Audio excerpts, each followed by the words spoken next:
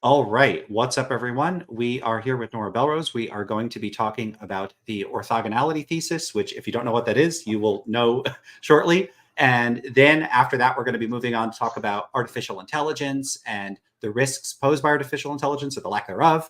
I did just post a poll in the community section on the channel, so go check out that poll. It might make sense to do it after the stream, so then you'll have heard some things, and then I'll get your thoughts running on this stuff. And the first thing I should say about this before we get started is this is the first time I'm doing this topic on this channel. So, as I said, I don't want to just be talking about moral realism in every single video until the end of time. And so this is part of that effort to actually talk about other topics. So we've moved on to consciousness and some other stuff. And this is something that back about 10 years ago, I was more involved with like AI risk and that sort of stuff, and just existential risks more generally. So like any sort of risk that could wipe out human civilization or put us under a global tyranny forever, that kind of thing. These are interests of mine from like back in the day before I started a PhD and got that laser focus on metaethics. So as the fog lifts and my interests return in other topics, we're returning to this. So my guest today is Nora, who will be able to tell you a bit about herself and introduce herself and just, take it away. Yeah, awesome. It's great to be here with you, Lance. So yeah, I'm Nora Belrose. My day job is I run the interpretability research team at Eleuther AI. So Eleuther is this nonprofit organization that does a bunch of different kind of open source AI research stuff. So all of our stuff is open source. We kind of practice an open science model where a lot of volunteers kind of help us out with our research. We have a Discord channel. We actually started out on Discord, just like literally as a Discord server, and then that was a couple of years ago, and then we've kind of more recently turned into an official nonprofit with actual staff and so forth, including me. So I work there on interpretability, and if you're not familiar with what that is, the basic idea is kind of like neuroscience or cognitive science for artificial intelligences. So we're trying to kind of understand better how these AI systems that we're building, like ChatGPT, Claude, these like chatbots, as well as some of the vision models that you might be familiar with, trying to understand better how those things work. And so that's kind of my day job. I got into this work actually in large part because I was worried about existential risk, the risk that AI in the near future might murder everyone or create a global tyranny, like Lance said. And I was kind of inspired by this famous book, Nick Bostrom's book, Superintelligence. It came out about 10 years ago. And I found a lot of the arguments in there convincing enough to make me worried about it. And that's kind of what inspired me to get into AI and interpretability. The idea being that if we can understand how these AIs work, what they're thinking, and all of that, we might be able to reduce the risks of existential catastrophe. And I guess an interesting thing has kind of happened in the past year or so, which is as I've learned more about AI and I've done more research and just thought more about the issues, I have become quite a bit more optimistic about our prospects for not being killed by AI. And I've kind of come to think that a lot of the arguments, in this book and in other books on AI risk, are not that good. They make assumptions, both philosophical assumptions and empirical assumptions that were dubious when the argument was like first put out there. And now that we know more about AI, we're kind of closer to transformative AI now. These assumptions seem just even more kind of implausible to me. So that's kind of why I put together this this website. Actually, I don't know if Lance mentioned it earlier, but it's optimists.ai. Me and some other people have been kind of putting out content on there, kind of trying to give reasons for thinking that we will likely kind of retain control over our AI systems in the near future, and we shouldn't expect that they're likely to murder everyone. So that's kind of my background. I don't know if I should just like start getting into the like meat of the orthogonality thesis, or if Lance wanted to comment. Or Yeah, absolutely. So I should say that a link to the optimists.ai is in the description of the video, so people can go and check that out. We could add other links to the description later, or we could add them to the chat if you want to. So links to books, articles, whatever you think might be useful. It might not be best if I give people like 10 links, I might overwhelm them, but at least a few sort of key links for people that want to follow up on stuff, especially because on this channel, this is probably a topic that not too many people are familiar with.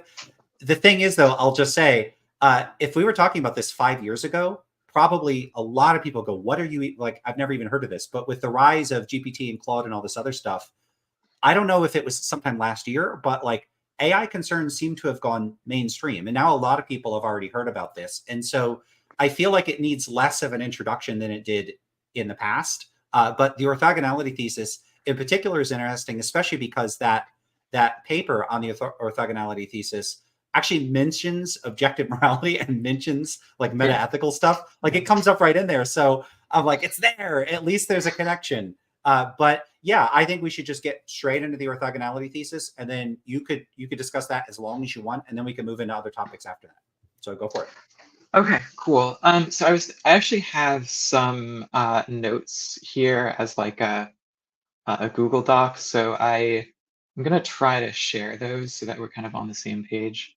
Hopefully everybody can see that. Is that visible to everyone? It's not coming up. Oh. I don't know why. It might be that it doesn't, maybe because you posted it before the stream started, or maybe it doesn't allow links from, like, maybe I posted. Oh, sorry. So I'm trying to share the screen right now. Okay. Is that not? Oh, I thought you meant a link to it. Yeah. That's easy. There we go. Okay, cool. Yeah, hopefully this is like a good aspect ratio or whatever. Okay, so we're going to be talking about the orthogonality thesis, but I kind of decided that in order to understand what the orthogonality thesis even is, it's better to kind of give the full argument. So basically, Nick Bostrom in his book Superintelligence, he appeals to the orthogonality thesis as part of a three-premise argument, and it kind of makes more sense if you view it as part of the argument. So in Superintelligence, he argues that it is likely that advanced artificial intelligence will basically take over the universe, and will have values that are not kind of amenable to human welfare. It will likely kill everyone, or will sort of assimilate us into a Borg-like thing, something like that. It'll be like a very bad outcome. And he argues that this is likely, or at least like very plausible, and we should be like it's like at least 30% likely, maybe more than 50%. And there's three basic premises. So this is from like chapter 7 and 8 in his book. So the three basic premises are decisive strategic advantage, the orthogonality thesis, which is what we're going to be focusing on the most, and instrumental convergence. And so what I thought I'd do is kind of go through the argument. I'm going to actually go into a bit more detail about the DSA, decisive strategic advantage, and instrumental convergence now, and then kind of like put a bookmark in the orthogonality thesis thing, and we'll kind of come back to it later. Hopefully that's okay with everyone. So this first premise is called decisive strategic advantage. Basically, the idea is that there's a kind of a certain threshold of AI capabilities where it's basically the threshold where the AI is capable of autonomously engaging in AI research itself. So the idea is that it would be able to do new AI research, kind of develop new architectures for new types of AI. It would be able to kind of like, it's actually a little bit unclear what this would entail, but the idea is that the AI would be able to kind of autonomously do more AI research. And once you get to that threshold, then the argument is that, well, look, there's going to be a very fast feedback loop at this threshold where because the AI is doing more, it can basically it can do research to improve its own intelligence, and then once it's improved its own intelligence a little bit, then it's going to be even more capable of doing more research to increase its intelligence even more, and just recursively feeds on itself, and it's like an exponential that's very fast. There's also a kind of another component of this where Bostrom argues that even if the AI isn't doing kind of AI research on its own per se, it might be able to copy itself onto many computers. It might be able to basically turn itself into a computer virus or a computer worm, and sort of uh, take over data centers and copy itself, and thereby increase its intelligence just by making copies, basically. So these are kind of the two main ways in which Bostrom is imagining that the AI is this first AI. So there's an idea that there's going to be a first AI that reaches the threshold. Once you reach the threshold, it's kind of like a nuclear reaction or something. There's like a criticality threshold where once the AI reaches that threshold, it can very quickly become more and more intelligent. And this idea is not new. It goes back to I.J. Good decades ago, where he coined the term intelligence explosion. Eliezer Yudkowsky is another kind of AI pessimist who's been arguing that there would be this intelligence explosion, or a FOOM, as he calls it. It's his actual preferred term is FOOM. That there would be a very rapid takeoff in AI capabilities after a certain threshold. Now, if you make this assumption, then the idea is well, okay, we're going to have one AI, it's going to reach the threshold, then it's going to rapidly improve its intelligence. And it's going to be thousands, millions of times smarter than any other AI or any other human on Earth. And the idea is that it'll be able to plan and strategize, and basically it'll have a decisive strategic advantage over everyone else. It will be able to kind of outcompete all other institutions, all other humans, and all other AIs in the world. And it will basically be able to kind of steer the entire future of the world according to its preferences. So this is kind of the first premise. Does that make sense to everyone before I kind of say some reasons why we should be skeptical of this premise? Okay.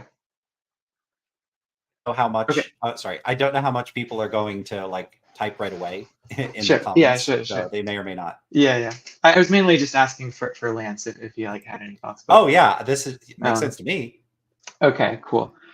Yeah, so we're not going to be focusing on this too much, but I did want to give some reasons why and I think most other AI researchers are now quite skeptical of this idea. I think we had many reasons to be skeptical even when the argument was first put forward, but now with kind of the benefit of hindsight, I think we can be even more skeptical of it. So the basic idea here is that AI research is fundamentally about kind of these mathematical insights. There's certain kind of algorithms or certain technical advancements that you can make just by kind of writing stuff on a whiteboard and thinking about it, or doing some small scale experiments with code. And then the idea is that type of thing is going to be able to create very large improvements in an AI's intelligence. And in fact, Eliezer Yudkowsky, when he was arguing for the likelihood of intelligence explosion, he said that he thought that the first artificial general intelligence, the first AI that reaches the threshold, would probably be a brain in a box in a basement. That's literally the term that he uses. Where the idea is that there's going to be a small team. He said it would be a team about the size of the usual AI research teams at that point. And so this was back in 2013 or so. So he's imagining 20 people, 10 people, something like that. The idea is that a small group of people with not that many resources would just have an insight, and they would just figure out AGI. And if you have that view of how AI progress is going to happen, it does kind of make sense that, okay, the AI is going to be able to kind of pick up where the humans left off. It's going to be able to, with relatively few resources, just make additional mathematical insights, come up with new algorithms, et cetera, and it's going to be able to rapidly improve its own intelligence. But as we've seen over the past 10 years or so, that's not how most or almost all of the kind of capabilities progress has happened.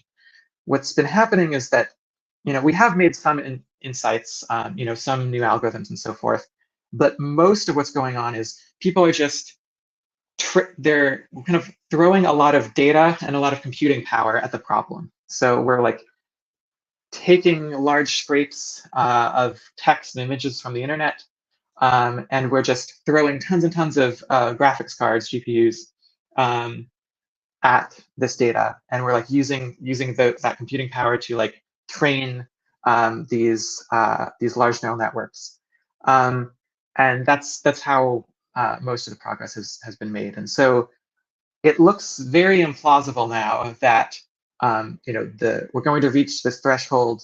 The first AI that reaches this threshold, if there even is a threshold like this, which I'm skeptical of, but if the first AI that reaches this threshold of like autonomous self-improvement, it looks like it's not going to be a brain in a box in a basement. It looks like it's going to look something more like Mark Zuckerberg's massive training runs, where Mark Zuckerberg recently said that Meta is pouring billions of dollars into buying 350,000 new NVIDIA H100 GPUs, and they're going to use all of these GPUs to train their, a bigger and better model than GPT-4 or Claude. And it looks like, even if you get an AGI that's like an AI that's able to recursively self-improve out of that, that self-improvement is not, it's not going to look like coming up with new mathematical insights. It's going to look like, okay, let's buy some more GPUs, or let's like do a new training run. It's going to take a lot of money and a lot of time, and it's not going to be fast. And when I say fast, I really mean fast. Like Eliezer and Nick Bostrom were imagining, days or weeks or sometimes even hours between like this threshold of self-improvement and like godlike intelligence. And I think if at least if you're extrapolating based on like the types of progress that we've been making so far, that just looks very improbable. It looks like you're not going to be able to make rapid progress in AI just by like thinking about it or whatever. Could I interject here and ask a couple of questions? Yeah, sure. So one question I would have is the reasoning that these initial concerns aren't as big of a concern as we thought, because the development of AI seems to have gone in a different direction software-wise? Yeah, basically. Yeah. And so, okay, is it possible, like, has all the attention now just shifted towards everybody focusing on these like language learning models, and like that's just the direction AI is gone? Or is it possible, or maybe you may know, of people like taking qualitatively different approaches? Like instead of just trying to scale up the language learning models, someone's like, no, that's not even the right direction of AI. We're going to go in this other. Is there anyone doing that, or is it just everybody all kind of doing basically the same thing? Yeah, so I mean, there is some like variety in research directions, but I think it's, for example, Jan LeCun, who's like the lead research scientist at Meta, he recently did an interview with Lex Friedman where he was kind of criticizing large language models and saying, look, we need like a different architecture. But what he's imagining is it's not like what Nick Bostrom or Eliezer Yudkowsky were imagining. He's still imagining that we're going to use these large deep neural networks, and we're going to use a lot of compute and a lot of data to train them. But he's mainly talking about, it gets kind of technical, but like different training objectives, somewhat different architectures for the neural network. It's still very much in this kind of deep learning paradigm where the by far the dominant thing that's kind of determining the quality and capabilities of the model is the data that you're feeding into it and the computing power. I guess I will say, if you ask someone like Eliezer now, I think to some extent he does think that there is some other paradigm, some other way of building AI that we just haven't discovered yet, which is going to be like dramatically more compute efficient or something like that. I think a lot of people who are really worried and really kind of doomy about our future with AI do have some they have some idea that like, oh, deep learning is going to reach a limit and we're going to like have some completely new paradigm, and that paradigm is going to be the thing that kills everyone. But I'm skeptical of that. I don't think there's that much evidence for it, but it is a thing that they'll say. So that leads me to a couple considerations. I mean, one would be if you think that the current direction of AI does not it's going to reach some limit or it doesn't pose that big of a risk, one might think that these sort of sociological forces, like when these become the big things, all like Claude and GPT, if they sort of soak up all of the, like if they brain drain all of the best minds to work on those issues and they're not working on these other approaches, like these structurally different or qualitatively different approaches to AI, that could actually sort of give us more time, maybe, because if the current approach to AI is from the perspective of reaching some singularity or some point where it's going to take off. If these are slower or face big challenges, but some other qualitatively different approach hasn't been taken, then maybe we went down the path of history that's less dangerous. Maybe that's a reason for them to be more optimistic. I don't know. Yeah, and I mean, I think some of them actually do say things kind of like that like, oh, we got lucky that we found large language models first or something like that. I mean, I guess I'll say, I do think that current models are relatively, well, in some sense, they're like data inefficient. So like, GPT-4 Claude has seen like way more text than like any human would ever see in their lifetime. And so, I think there are ways that we're going to be able to make these things more efficient. But at the same time, I think that like a big reason why, GPT-4 needs to see a lot more text than a human does is that it doesn't have, it has a bit of vision, but it's still, the vision component of the architecture is still not very well incorporated into it. And I think as we come up with like better ways to kind of incorporate vision and other modalities, we'll need less text. But anyway, that's kind of a technical point. Okay. Okay, so anyway, so this is like an assumption we're making. This is kind of how the AI will be capable of murdering everyone or assimilating everyone into the Borg or something like that. And of course, I'm skeptical of it, but we're kind of just going to assume that for sake of argument for now. So now there's this question of, okay, well, it's going to be capable of causing doom, but will it want to cause doom, right? Like, what is its motivational structure going to be? And this is where the orthogonality thesis comes in. So this is kind of a direct quote from Nick Bostrom's book. He says the orthogonality thesis is intelligence and final goals are orthogonal. More or less any level of intelligence could in principle be combined with more or less any final goal. Okay. So I guess maybe I'll take a brief aside here to just make sure we're on the same page about what the word orthogonal means. I think like maybe most people have an idea, but I just want to make sure. So orthogonal is basically it's a geometric term, and it's a synonym of perpendicular. So you see these line segments on the screen here. So AB is orthogonal or perpendicular to the line segment CD because they make a right angle.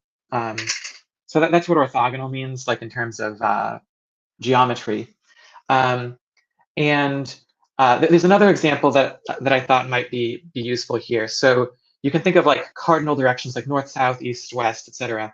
Those are kind of our like directions or vectors in the mathematical jargon. And the north direction is orthogonal to the east direction in the sense that I can move as far north as I want without changing my position on the like east-west kind of axis.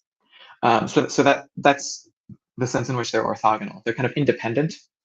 Whereas, by contrast, north and northeast are not orthogonal, because if I move some amount northeast, necessarily I'm also going to move some amount north, right? I'm also going to move some amount east, right?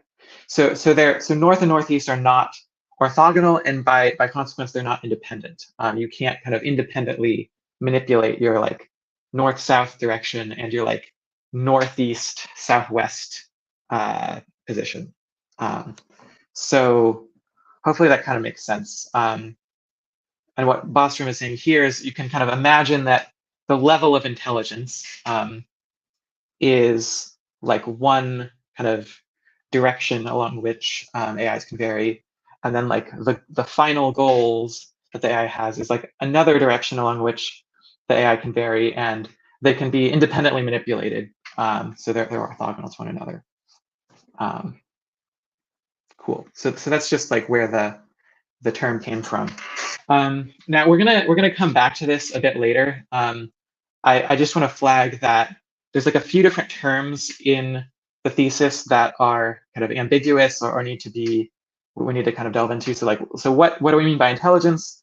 What do we mean by final goal? What do we mean by orthogonal? Also, what do we mean by like could in principle? Like what type of possibility are we talking about there? So those are things we're going to delve into in a little bit, but I'm not gonna talk about them just yet.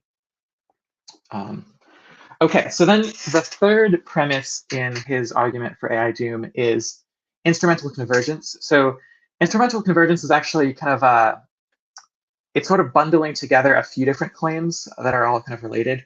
So I'm just going to first read this quote from the book, and then we'll discuss it. So he says, there is an extremely wide range of possible final goals a superintelligent singleton, just forget the word singleton, but a superintelligence could have that would generate the instrumental goal of unlimited resource acquisition. The likely manifestation of this would be the superintelligence's initiation of a colonization process that would expand in all directions using von Neumann probes. So a von Neumann probe is a self-replicating robot. The idea is for many different possible final goals that the AI might have, the argument is the AI would be motivated to pursue an unlimited amount of resources, and so it's going to try to colonize the entire accessible universe using self-replicating robots. There's a couple further claims inside of the instrumental convergence claim. So another claim that he's making is that AIs won't want their goals to be modified, or at least for most final goals that the AI will have, it's going to want to resist having its goals being modified. So there's this little cartoon here that was made by kind of an AI pessimist.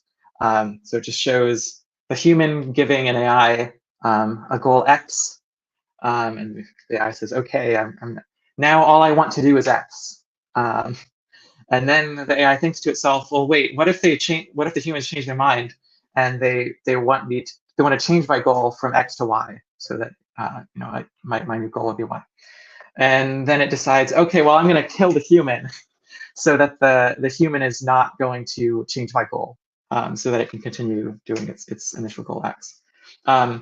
So yeah, the idea here is just like if you're like single-mindedly motivated by a particular goal, then you won't want your goal to be changed. That's sort of the claim.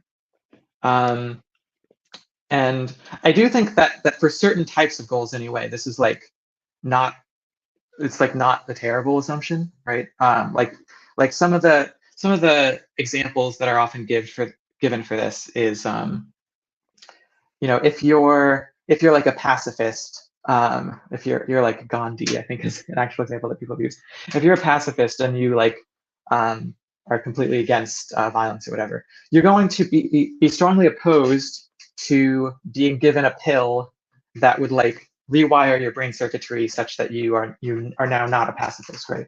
Because that would like why is that? The reason is like, well, if you stop being a pacifist, then in the future you're not going to, you might be inclined to commit violence or something like that, and your current self does not want to does not want violence to be committed, right? So I think this is like a plausible assumption. I think it is still making some assumptions about what the content of the goal is that I think are going to become important later, but it's not a crazy claim.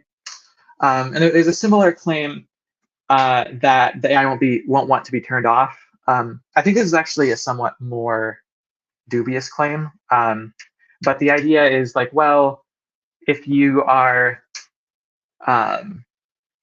like if you take the pacifist case, like it's not clear that a person who's a pacifist, just in virtue of being a pacifist, and like for no other reason, like it's not clear that a pacifist would like resist being put into a coma or even being killed. Like they might resist being killed, but like if they resist being killed, it would be for like other reasons and not because they're a pacifist. So I think this claim is like somewhat weaker, but like examples that they might give to defend this claim are like, well, if the AI is trying to maximize the number of paper clips in the universe or whatever, then if you like turn off the AI, then like in the future there will be fewer paper clips. Therefore, it's going to want to resist being turned off. Okay, so that's the kind of argument they're gonna make for that. And sort of similarly, they're going to make arguments for the resource acquisition thing. So they're going to say, well, for a wide variety of goals, it's like useful to have a lot of money, for example. It's useful to be smarter. It's useful to kind of prevent, kind of neutralize opposition. Like if there are other agents around that have like opposed goals to you, then you're going to want to like, I don't know, kill them or change their goals or somehow incapacitate them. So there's kind of analogous arguments that you can make for those other instrumental convergence claims. Does all of that make sense, Lance, or anyone else? Does to me. Okay. I'm with you so far on this. I did do my homework on this, so I Okay. went and Okay. read Cool. some of this. Some stuff is I read it like years ago, and it was good to just refresh. But yeah, I'm good on this. If anyone has questions, would it be okay to pause to address those? I'm not. Yeah. Okay, because so far people are just like saying, "Hey, here's my involvement with AI," or making comments, which I appreciate. Thanks, everybody. But if you do have comments, then feel free to throw them in the chat. But nothing so far. I think we're good. Okay. Cool. So I'm gonna, like I said, I think some of these instrumental convergence claims are not crazy, given certain assumptions about the content of the goal. But I do want to push back a bit, and I think these objections that I'm about to make are also going to be relevant for the orthogonality thesis, as we're going to see in a second. So, all of this instrumental convergence stuff is assuming that the AI will be kind of well described as having final goals in the first place. A final goal. Maybe I should just make sure we're on the same page about what a final goal is. It's just the idea that there's like one single goal that basically explains and motivates all of the rest of your decision making. So that like you might have the goal to I don't know, like in the AI case, the idea is that like if the AI's final goal is to maximize paper clips, that's going to motivate all of the rest of its decisions. If it's building, I don't know, if it's like making copies of itself, the reason it's making copies of itself is not because it like intrinsically desires to have copies made of itself. It's because it thinks that making copies of itself will eventually lead to more paper clips being produced. So that's the idea here. But I think, at least given the AIs that we've been building so far, so like Claude 3 here or GPT-4, it's not clear at all that they are like well described as having a final goal that explains and motivates all of their behavior. And of course, if you ask them, you can actually ask them like, okay, are you okay with having your goals modified?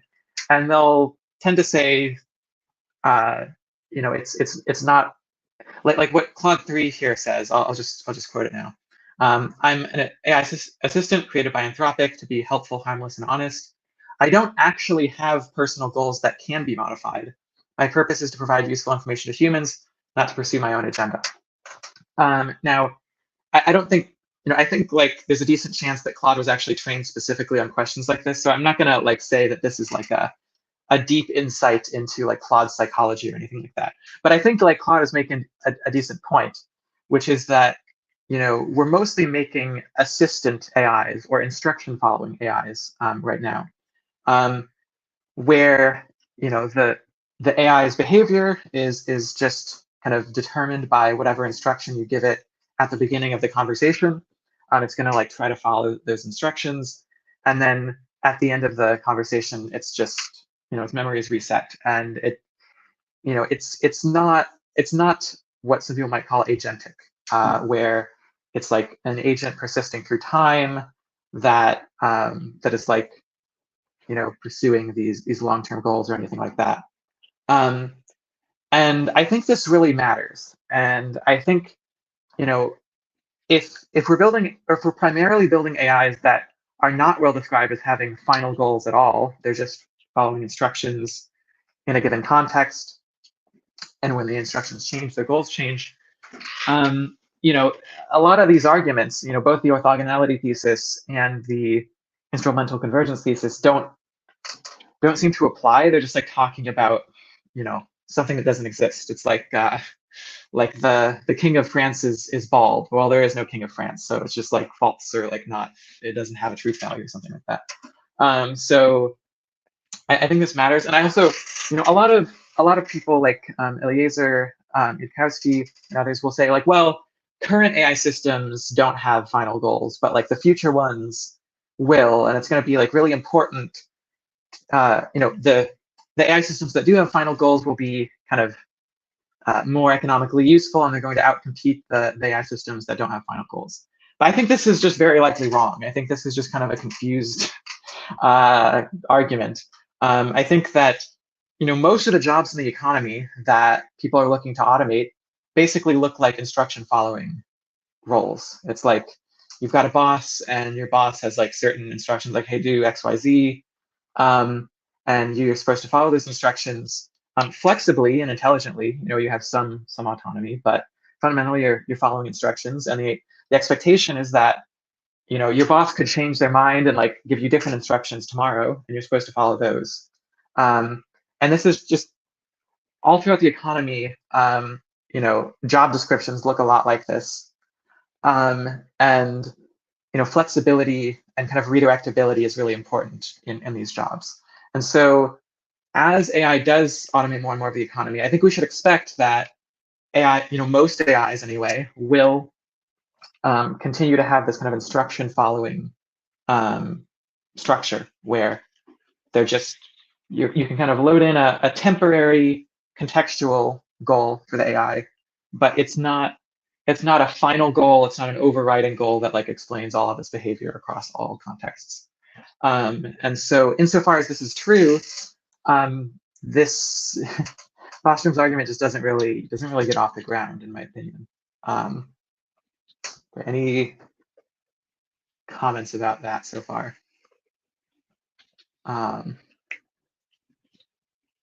Okay, cool. There are like some other objections. I've talked to a couple people about this. Some people will say, well, look, okay, maybe we AIs in the future will be kind of like human employees, but that's a bad thing, because human employees are not aligned with their supervisors. Human employees are kind of like scheming and want to rebel. Like if a human employee could rebel against their boss, they probably would, or something. And it's like, that's true, but I mean, first of all, that doesn't lead to the end of the world. But more importantly, I think we just have a lot better tools for kind of aligning and shaping the psychology of these AIs than we do for humans.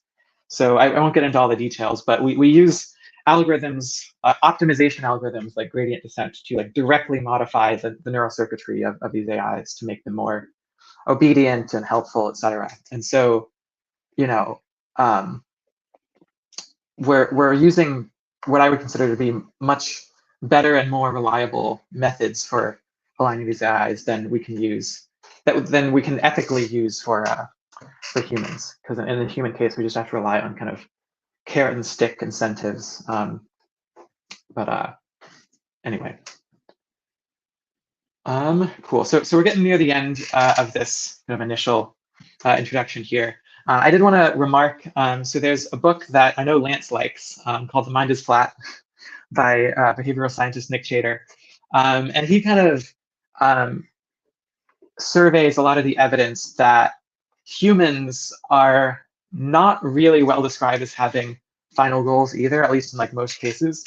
And that basically most of human behavior is kind of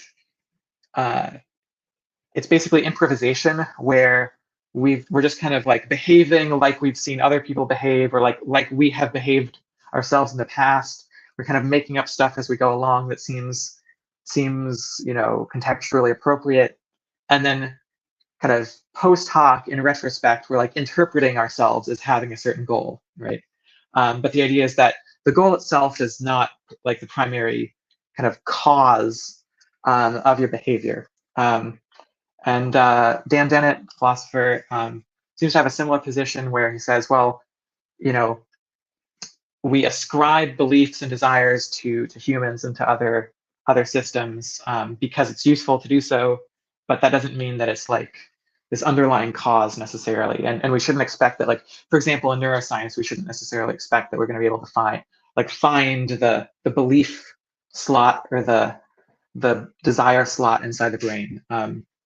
So I think insofar as Dennett and Chater's views on human psychology are correct, that's like further evidence that we really shouldn't expect. Humans are the only example of general intelligence we have, and if the only example of general intelligence we have is not really well described as having final goals that cause its behavior, that's just further evidence that AIs probably won't be like that either.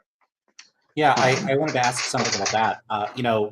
A big factor in, I think, both the way in which people imagine existential risks posed by AI would occur and the dismissiveness people have towards that seem to stem from people anthropomorphizing AI.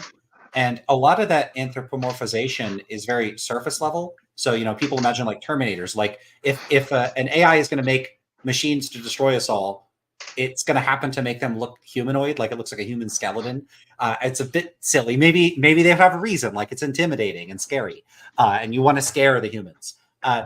So that maybe there's a rationale. But a lot of that anthropomorphizing seems surface level, and I wonder if anthropomorphizing goes much deeper than that, to the extent that even like philosophers and ethicists and people that are really trying to think deeply about this are operating on models. Maybe I shouldn't even call it anthropomorphizing, because it's really that they have an inaccurate conception of how actual human cognition works. And their models of how humans are these sort of post hoc narratives, these after the fact stories that we tell. People don't even know why they do the things that they do. They make up stories afterwards. They confabulate all the time. And a lot of the psychological research shows that is what people do all the time. And yet a lot of the mainstream conventional view is that like our moral judgments stem from these principles, and like somewhere locked in my head is a secret set of moral principles that regulate all my moral decisions. And work like Chater's and Dennett and other people shows that's not a plausible model of how people are doing things. It's a lot more improvised. It's a lot more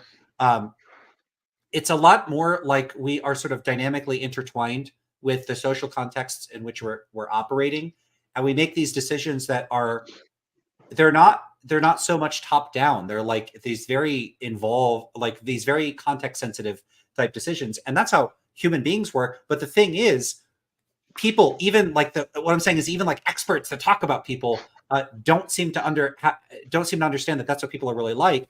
And so it could be that a lot of our judgments about what we expect an AI to do are in part driven by assumptions about humans that are not even accurate. So not only are we anthropomorphizing, we're anthropomorphizing wrongly. So it's like a double whammy of mistaken presumptions. What do you make of that? Do you think there might be something to that? Yeah, I mean, I think I basically agree. I guess the one thing I would add is that I think if you do, so I think that it might be useful to try to correctly anthropomorphize.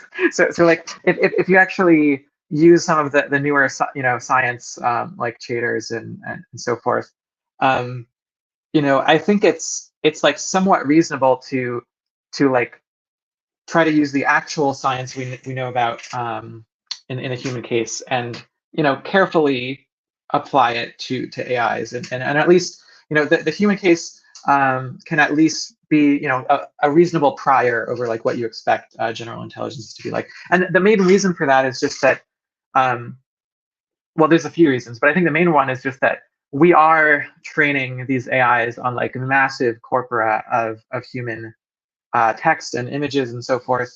And I think even if we do move away from language models to some extent, I strongly expect that we're still going to be using the big data that's available on the internet to train these AIs. It makes a whole lot of sense. It's just you know it, it's kind of like imitation learning. Humans learn a lot of the stuff that we know from basically imitation, and so I think we should expect that the AIs are going to just learn a whole lot and be like deeply shaped by kind of human culture and psychology.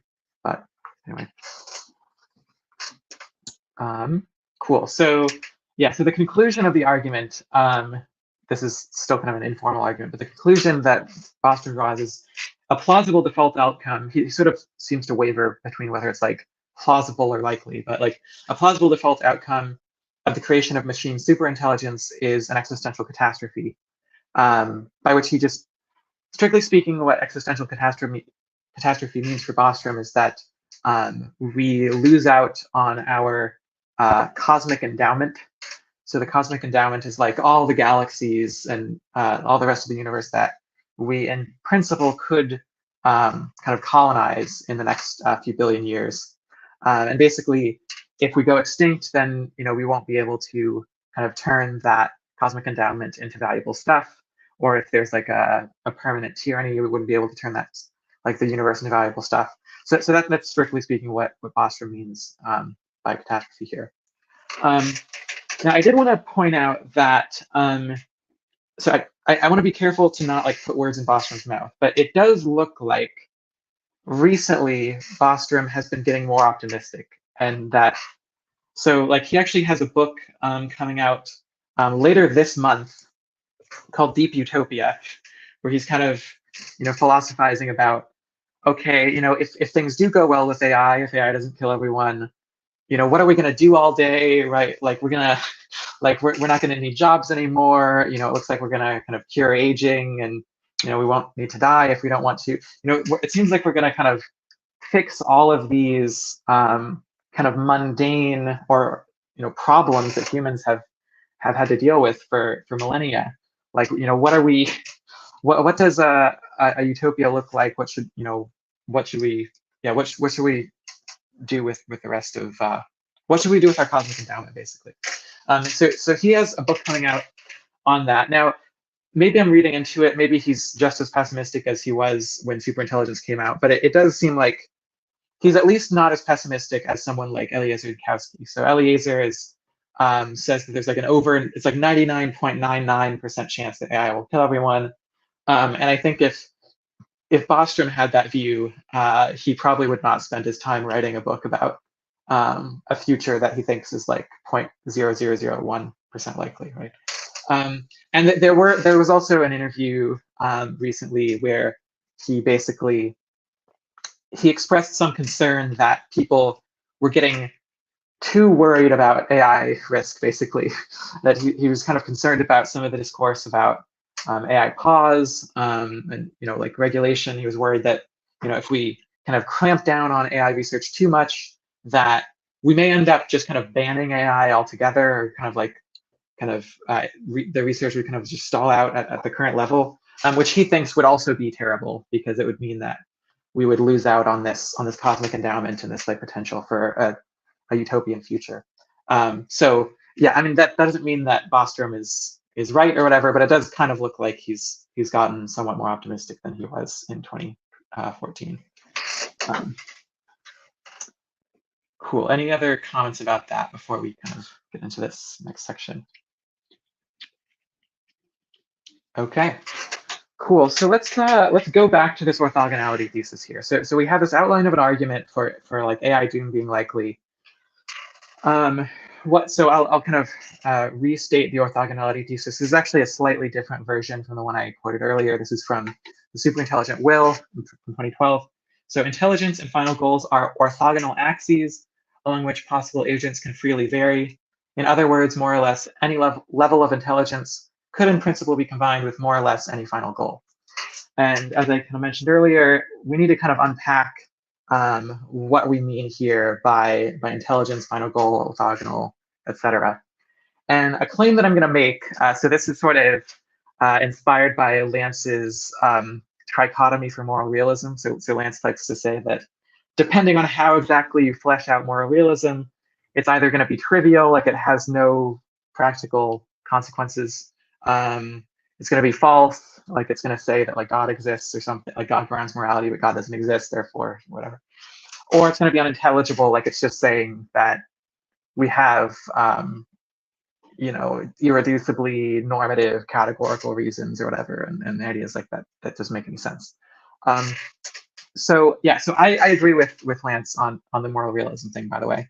But I think we can make a similar a similar argument for the orthogonality thesis. Depending on how we flesh out these terms in the thesis, you're going to either get something that's trivial, and by trivial I basically mean that the thesis, it might be true, but in some sense, but it's basically going to end up saying, well, it's like logically possible that there could be like a super intelligence that's evil or something. And it kind of seems like, I think like the most like direct reading of Bostrom's version of the orthogonality thesis is the trivial version, because he's basically saying, he says, any level of intelligence could in principle be combined with any final goal. It's a bit unclear whether that means like logical possibility or it's like physically possible or something, but either way you read it, it does kind of seem like he's just saying, well, look, it's possible. Lance, were you going to comment on that? Yeah. So I really like the generalization of that trichotomy. I've had a couple people tell me that they see that trichotomy popping up everywhere, because like I applied it to moral realism and now I see it here. I've seen it in a couple other places. It's the same thing with normative entanglement. I have now generalized normative entanglement, and that's coming up in a blog post in a couple days, where I've now made normative entanglement to be any case where someone conflates non-normative and normative considerations so as to make normative implications about someone implied on the basis of their non-normative claims. And so now it's no longer about that, about metaethics. It's about like any issue.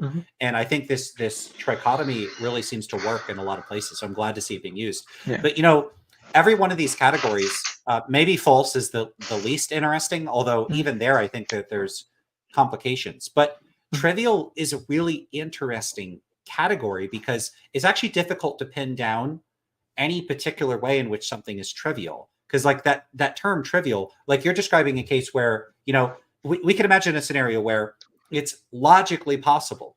Like there's no logical contradiction in something having X amount of intelligence and any particular goal. But in practice, given the way that the world is, like you're actually going to get this very strong association between high levels of intelligence and a particular subset of goals. If that's the case, then logical possibility, there's a way, I don't know the best way to put it. You might say something like it's not interesting, but what you could say is like, practically speaking, it's not a big threat. To like, I don't know, I'm just going to come up with an example. Like it's logically possible that like the entire earth, I don't know why I always use banana examples, it's just so buried in bananas that we all die from bananas raining down from the sky. That's logically possible. There's no contradiction there. That is not going to happen. And so directing efforts towards preventing like a banana, like from the sky, I don't even know what you call it. Just like we're all crushed under trillions banana of bananas. Apocalypse. Yeah, like the banana apocalypse. Yeah, banana apocalypse. Like the banana apocalypse is logically possible. It would make zero sense for us to direct any human efforts towards trying to prevent banana apocalypse. And so if the type of orthogonality in question merely cashes out as a logical possibility claim, then to say it's not interesting, sometimes people object to triviality because they'll be like, well, but it's still true. Like I gotcha, I win. but true, but it's never going to happen. That matters. So triviality is like not trivial. It's not trivial that something is trivial, if that makes sense. Like it's not trivial from a second order, consideration. So it's a category that I think some people might not like to include in the trichotomy because philosophers often are so concerned with like a technical victory that they'll be like, well, but I won though. You agreed that it's true, and it's like there's more to things than them being true. There's them mattering. And I think sometimes people lose sight of that. So I think that category matters. The last thing I'll say about that too is that I try not to cash out triviality as there being this like canonical way in which something is trivial. One of the ways in which, like in meta ethics, some naturalist accounts are trivial are the analytic naturalist accounts where they're just like, well, just by definition, good means reduces harm and bad means increases harm. So if I stipulate that that's what I mean, then there's moral facts and they're just a type of descriptive fact. That's trivial in the sense merely of like that person and I agree on what the world is like. They're just saying, hey, I want to use words differently. Yeah. And so that strikes me as like trivial in the sense of we agree on what the world is like. We just are disagreeing on like how to label things. And that's a different sense of then it's logically possible, but extremely improbable. So I'm not going to worry about it. They're actually different instances. And that makes pinning down like, how do you give a single definition of triviality when both of those seem like legitimate instances of something being trivial? And then there's stuff like it's trivial in the sense that there's like subjective triviality. Something can be trivial where it's true, but I don't care about it at all. And like that seems like a kind of arbitrary thing that people might not like. So that's at least 3 kinds of triviality, and there's probably more. Yeah, I'm really glad that you brought up the moral naturalism thing, because I was actually going to mention that, even though it's not in the notes. So I think that some forms of the orthogonality thesis, and maybe this is the best way to read Bostrom, is it's analogous to naturalist moral realism, where you can. So I guess I'll say there are some definitions of intelligence and goal where the thesis actually turned out to be false. So like one definition of intelligence that, or at least it's not clear that it's true anyway. So like one definition of intelligence that is in fact used, and it's used by Ben Goertzel, who also he's an AI researcher who also came up with the term AGI, artificial general intelligence. So he says that intelligence is the ability to achieve complex goals in complex environments.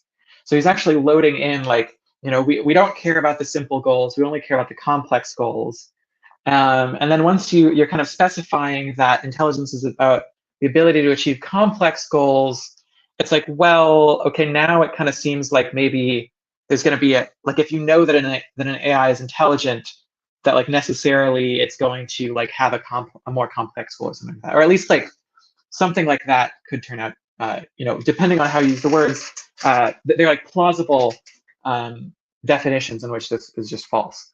So, and of course, Bostrom or somebody defending the thesis will say like, well, let's just not use those definitions. And I'm like, okay, sure.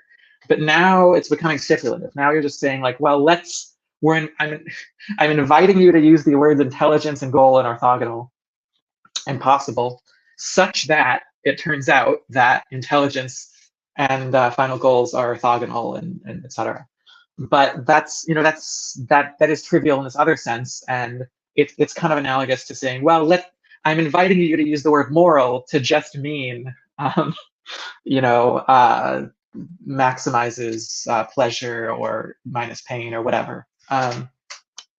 So I don't know if you were going to say anything about that, but yeah. So there's one response when someone invites you to speak a certain way, so you could say no, and end of conversation. Like you don't have to. Yeah.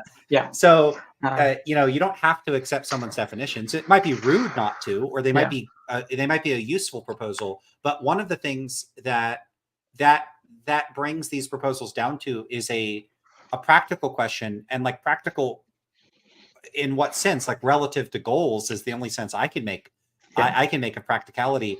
And when you start rendering the philosophical position a matter of like navigating one's subjective goals, then you're going to potentially get conflicts that are not centered on what's true, they're centered on like what you're trying to achieve. That doesn't make them wrong, but it actually, I could see a comment here from someone, and that's like very relevant to that. Things are only trivial relative to particular goals. Anything that is trivial relative to one goal can be non-trivial to another. Sorry, that's that comment from Oneza. There's some O's there. Yeah. So they left that comment. And this is another thing that I think is worth addressing before we move on, especially because for me, when I look at the kinds of stuff you're presenting here, I always think of like the sociological and the psychological stuff behind the scenes and the sort of meta discourse about topics. So I'm really sensitive to rhetoric and framing, like how people frame the discourse. And Digital Gnosis, this is Nathan, says, trivial is kind of pejorative. What's bad about it being trivial? And I think we kind of already discussed that. But I'll note, trivial does have a pejorative vibe. If you said someone's view is trivial, you're not just saying, hey, there's this technical extent to which your position, we're not actually disagreeing about any particular facts, or you're inviting me to use language a certain way, and I don't care about that. Trivial, if you said, that person's whole life is trivial, there's this evaluative element, like you're saying, it's worthless, it lacks value. And so that it is worth being mindful of all of these words, if we're using them in a specific sort of, I guess you could say, like formal context, they still carry connotations and these pragmatic implications that you can't entirely rub those off.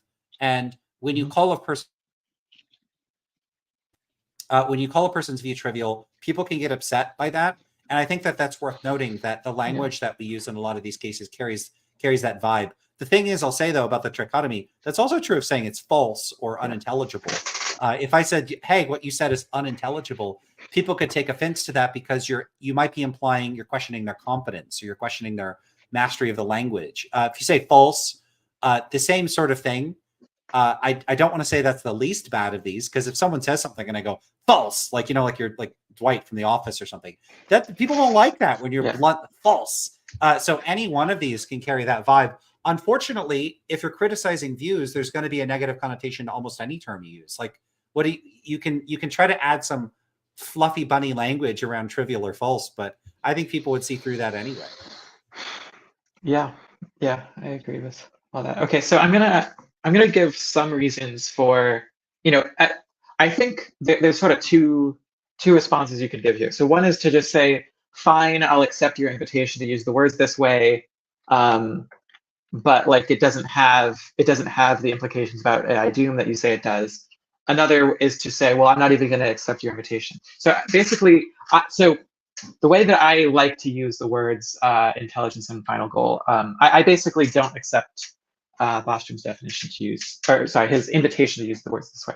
But I'm going to kind of like outline both responses. So Bostrom does give a definition of intelligence. He doesn't define goal, but he does define intelligence in this paper. And he says that he's using intelligence to mean instrumental rationality or skill at prediction planning and means-ends reasoning in general. Now, I'm all for instrumental rationality, that's fine. But I think the key phrase here is actually the in general part. So he wants to abstract away instrumental rationality from the kind of uses that you're putting the rationality to, how you have instrumental rationality, and he wants it to be a completely domain general form of instrumental rationality. Because if it's not domain general, if your instrumental rationality is kind of specialized to a particular set of goals or just one goal, well then like obviously the orthogonality thesis doesn't work. If your definition of intelligence is like kind of indexed to, well, you're like intelligent relative to this set of tasks or this set of like goals or whatever, then it just doesn't work. So he's sort of building into the definition that it has to be like general instrumental rationality. And I think there's some reasons for, I don't think any of these are like knockdown arguments or whatever, but there's at least some reasons for rejecting this notion of kind of completely general intelligence or completely general like instrumental rationality. I will also note that like he's assuming that you can like do a rank order of intelligence, like there's like actual levels, which means that it's like one-dimensional. as opposed to being like a multidimensional thing, which, some people reject that, but put that aside. So many researchers, like Yann LeCun, for example, at Meta, just reject the idea that there's like fully general intelligence or fully general instrumental rationality. And the basic reason for this is, well, it's called the no free lunch theorem in search and optimization. It refers to this like technical result that basically, it's basically like a formalization of the problem of induction, where it's saying like, look, you can't, like, in order for a system or like a predictor or whatever to do better than like random chance in a certain domain, it has to achieve this by specializing itself to that domain, and by specializing itself to that domain, it has to get worse at like some other domains. So to try to kind of make this concrete, this is basically saying that like for a human, humans are really well adapted to our kind of ecological niche and our kind of like social roles in human society. But you can imagine scenarios where induction just totally breaks down, like the laws of physics stop working or whatever, and you're going to be like completely disoriented by that. You're not going to be able to like instantaneously like boom, oh, I just like discovered the new laws of physics in this new domain and I'm gonna like now be totally confident. No, you're gonna struggle like a lot, and probably just like fail to like reorient yourself. And yeah, so that's basically what the no free lunch theorem is saying. It's like you need to build in assumptions, you need to like build in some sort of specialization into your system in order to get like any sort of capabilities.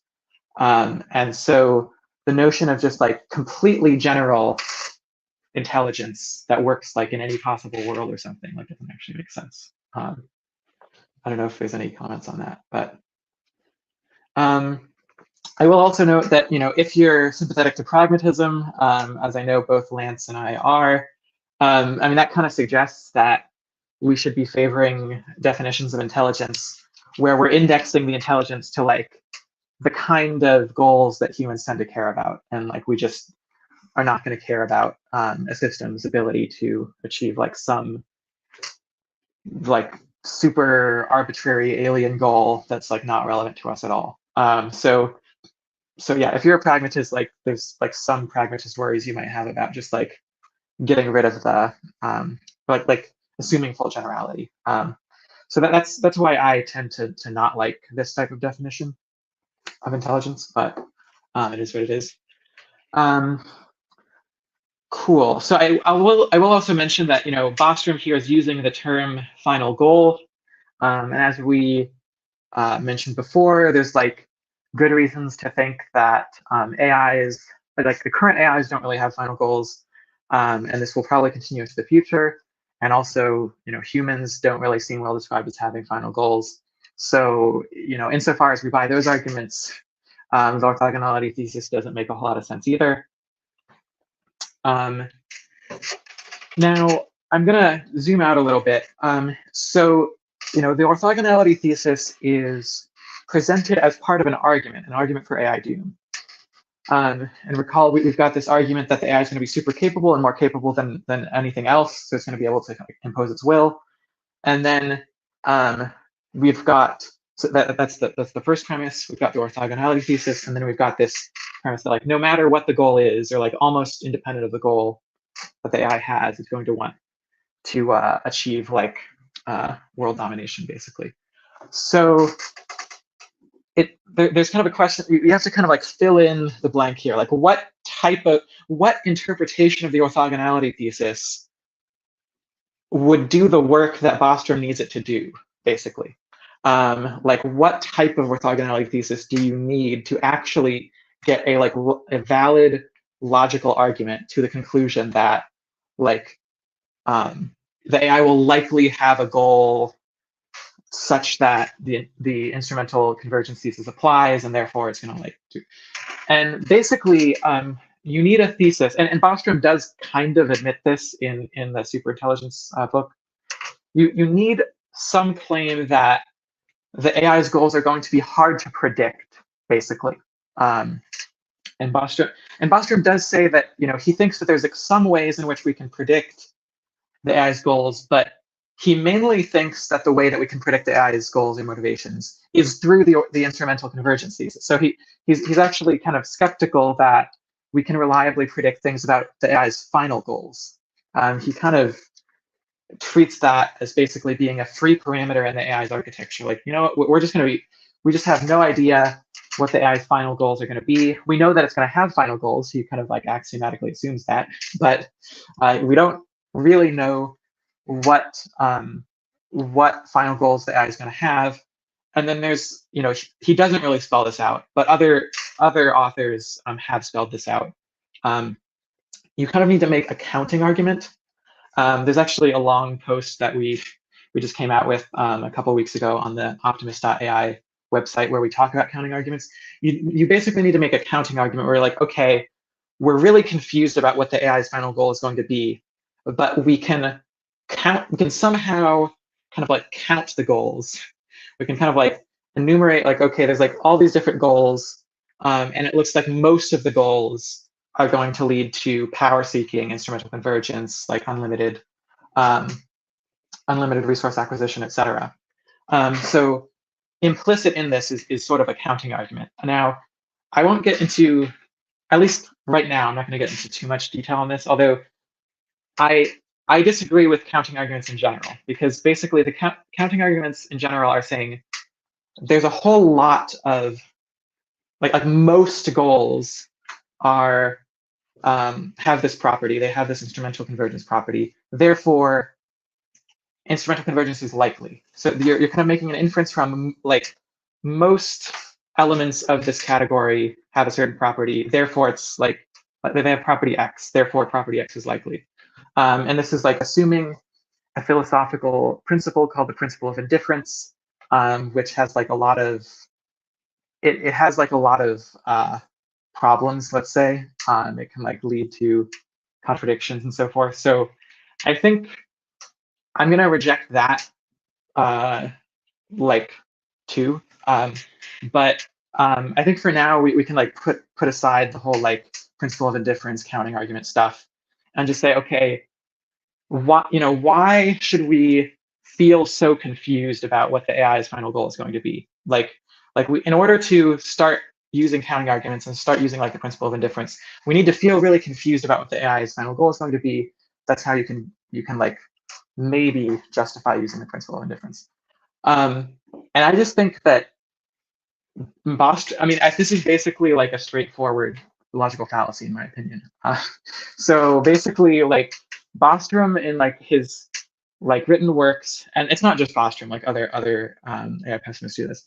They defend some sort of claim like it's like logically possible for an AI to have like any level of intelligence and any goal, whatever. They make some like weak logical possibility or maybe physical possibility claim.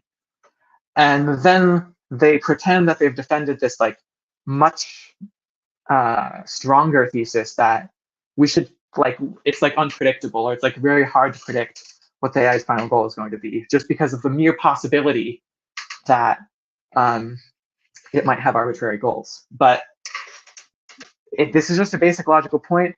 Possibility does not imply probability. Like, the possibility of banana apocalypse does not imply that it's probable or even plausible at all. And I think this is basically just a Mott and Bailey, where there's like a claim that's like easy to defend. I still think it's false, but it's like easy to defend this claim that like it's possible that you could have like an evil superintelligence. It's much harder to defend the claim that it's like likely or plausible that that we'll get like an evil superintelligence. And you like defend the you defend the thing that's easy to defend, and you like assume that you've defended the harder to defend thing. I want to stop there for a second. Yeah. Perfect, because I had a question. What do you think is going on there? Because, I try to be very careful about language like pretend, because I understand that people can use that in a way where it doesn't mean like maliciously, intentionally, like, haha, I'm going to trick people. I'm assuming you don't have that in mind, like that they're like, I know that I haven't made a case, but I'm going to make it anyway. I assume so. Like maybe people unconsciously don't realize that they're moving between possibility, probability type claims. I don't know. Can you say a bit more about that? Yeah, I mean, I think at least for the most part, it's not like a malicious thing.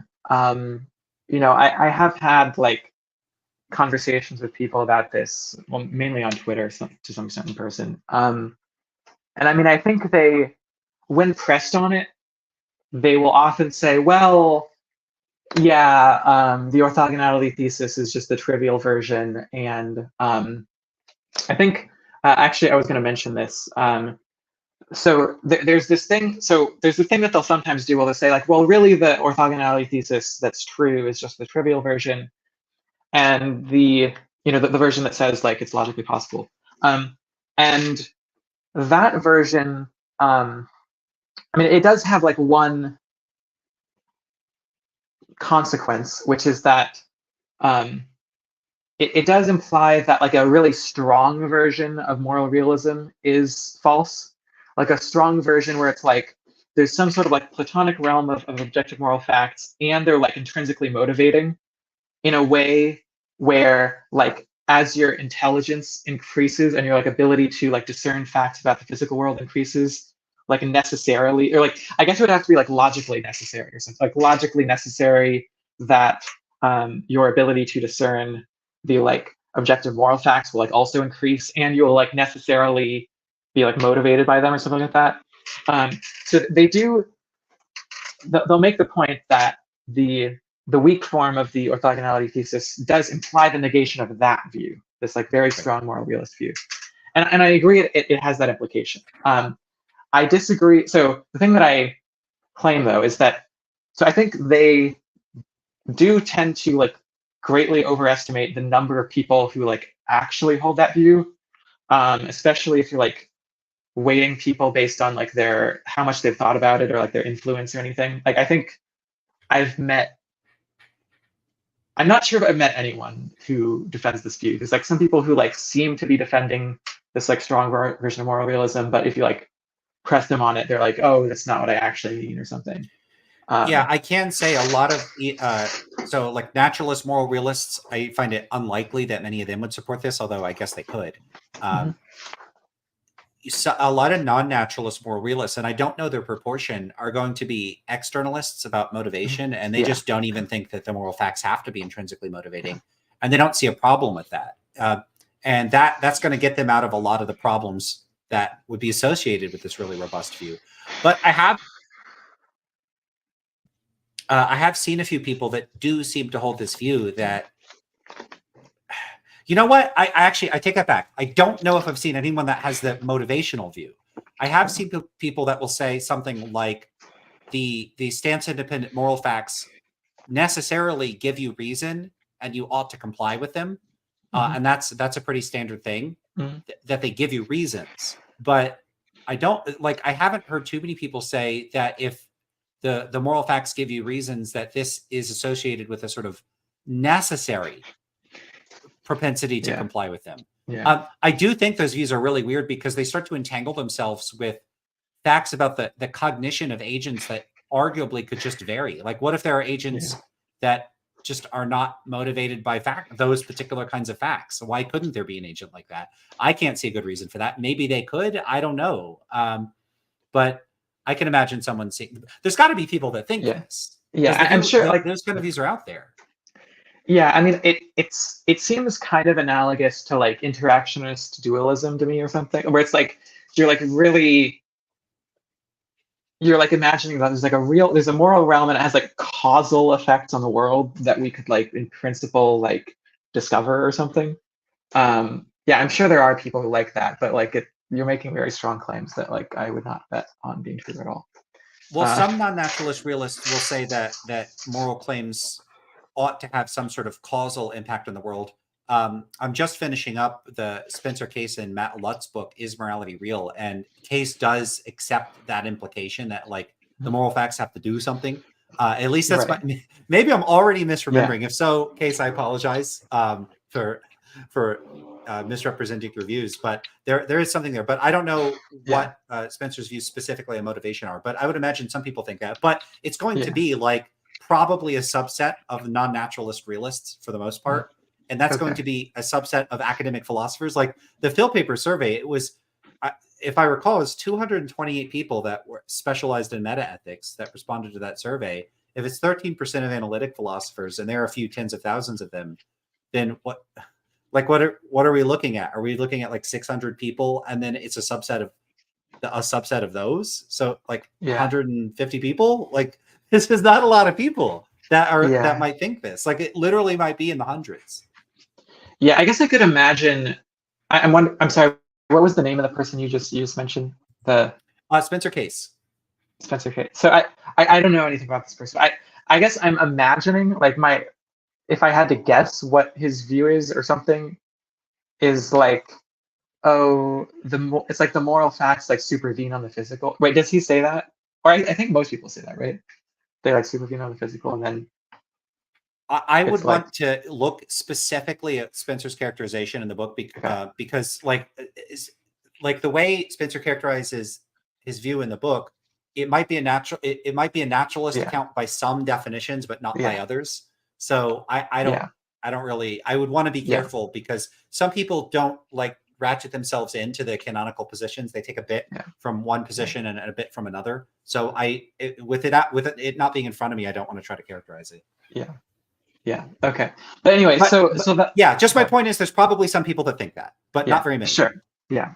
And I think basically my objection is like, okay, sure, it like implies that this like very strong view is false, but that is not like that. So if you're interpreting the orthogonality thesis to basically just be the negation of this really strong moral realist view, that doesn't actually play the role that Bostrom needs it to play in his argument, because you're still not getting this like unpredictability or like difficult, like this claim that it's like difficult to predict what the final goal is.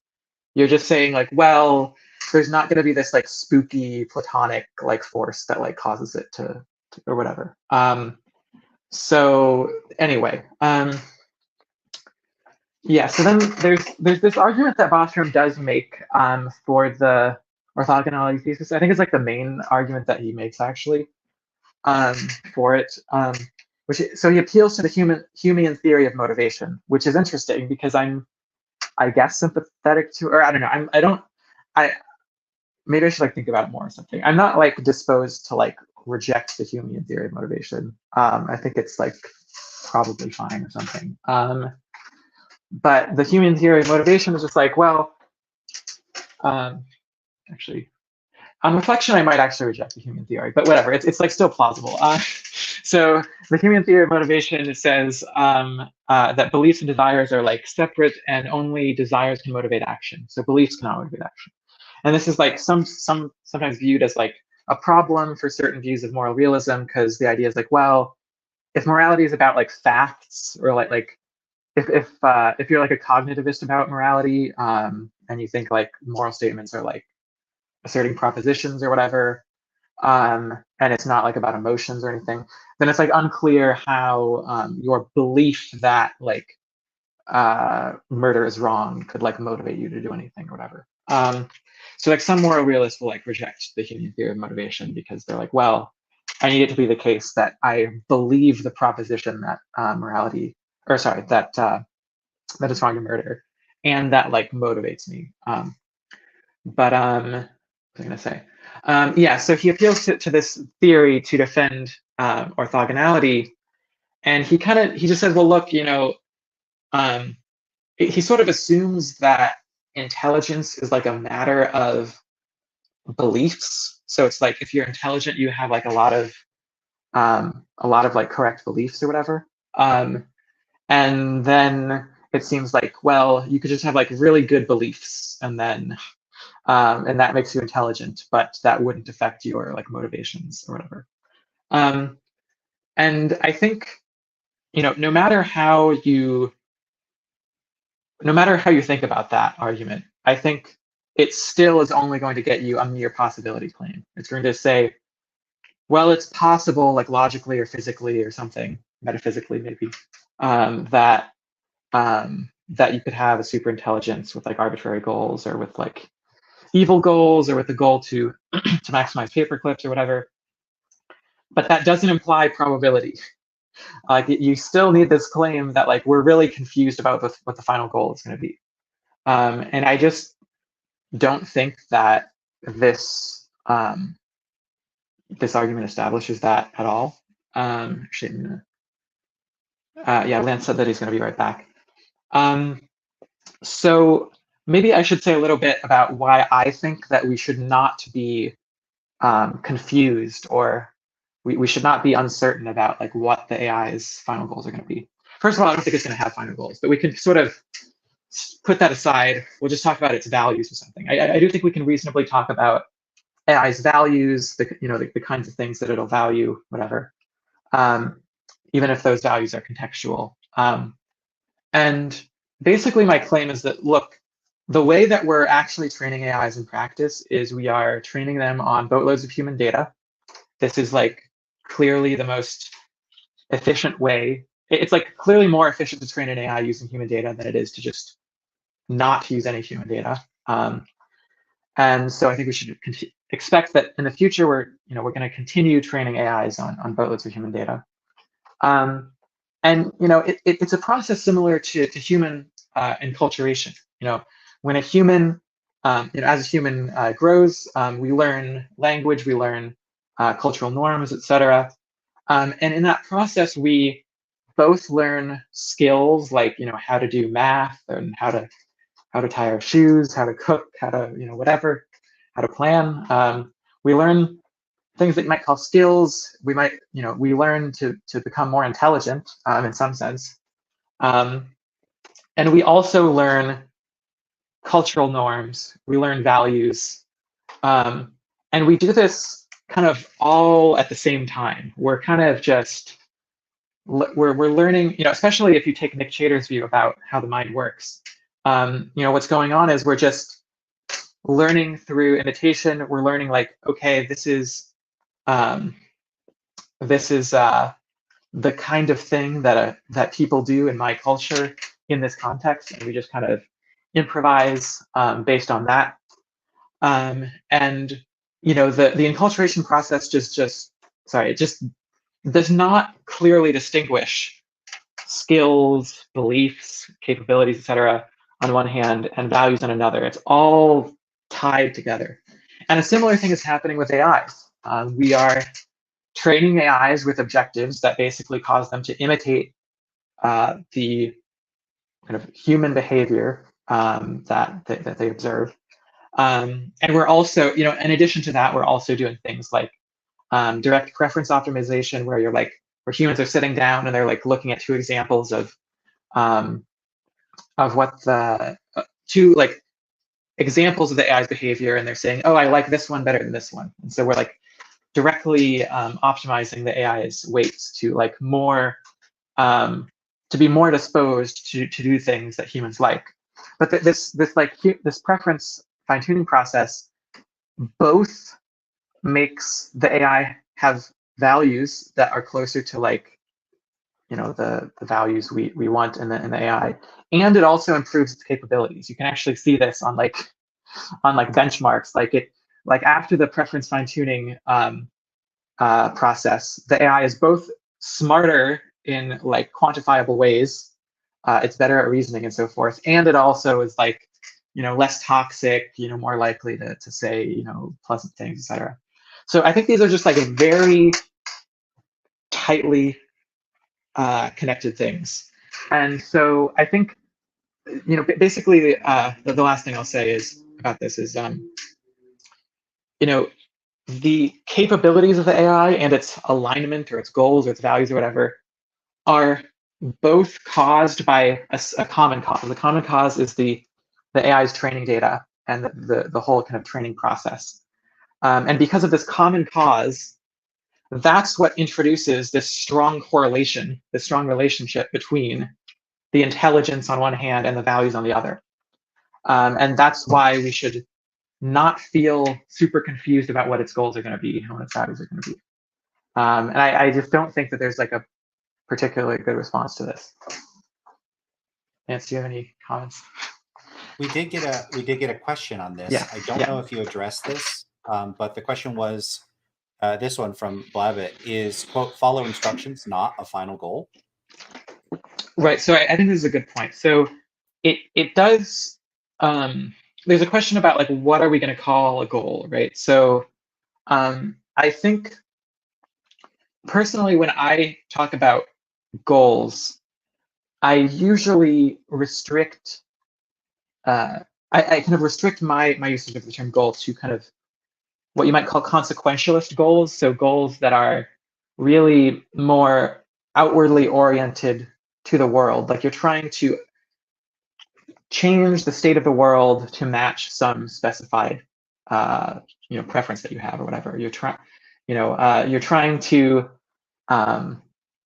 reduce, you're trying to cure cancer. Okay, well, that's like something that's like external in the world. You have to like go out there and like do the research and like create the cancer cure or whatever.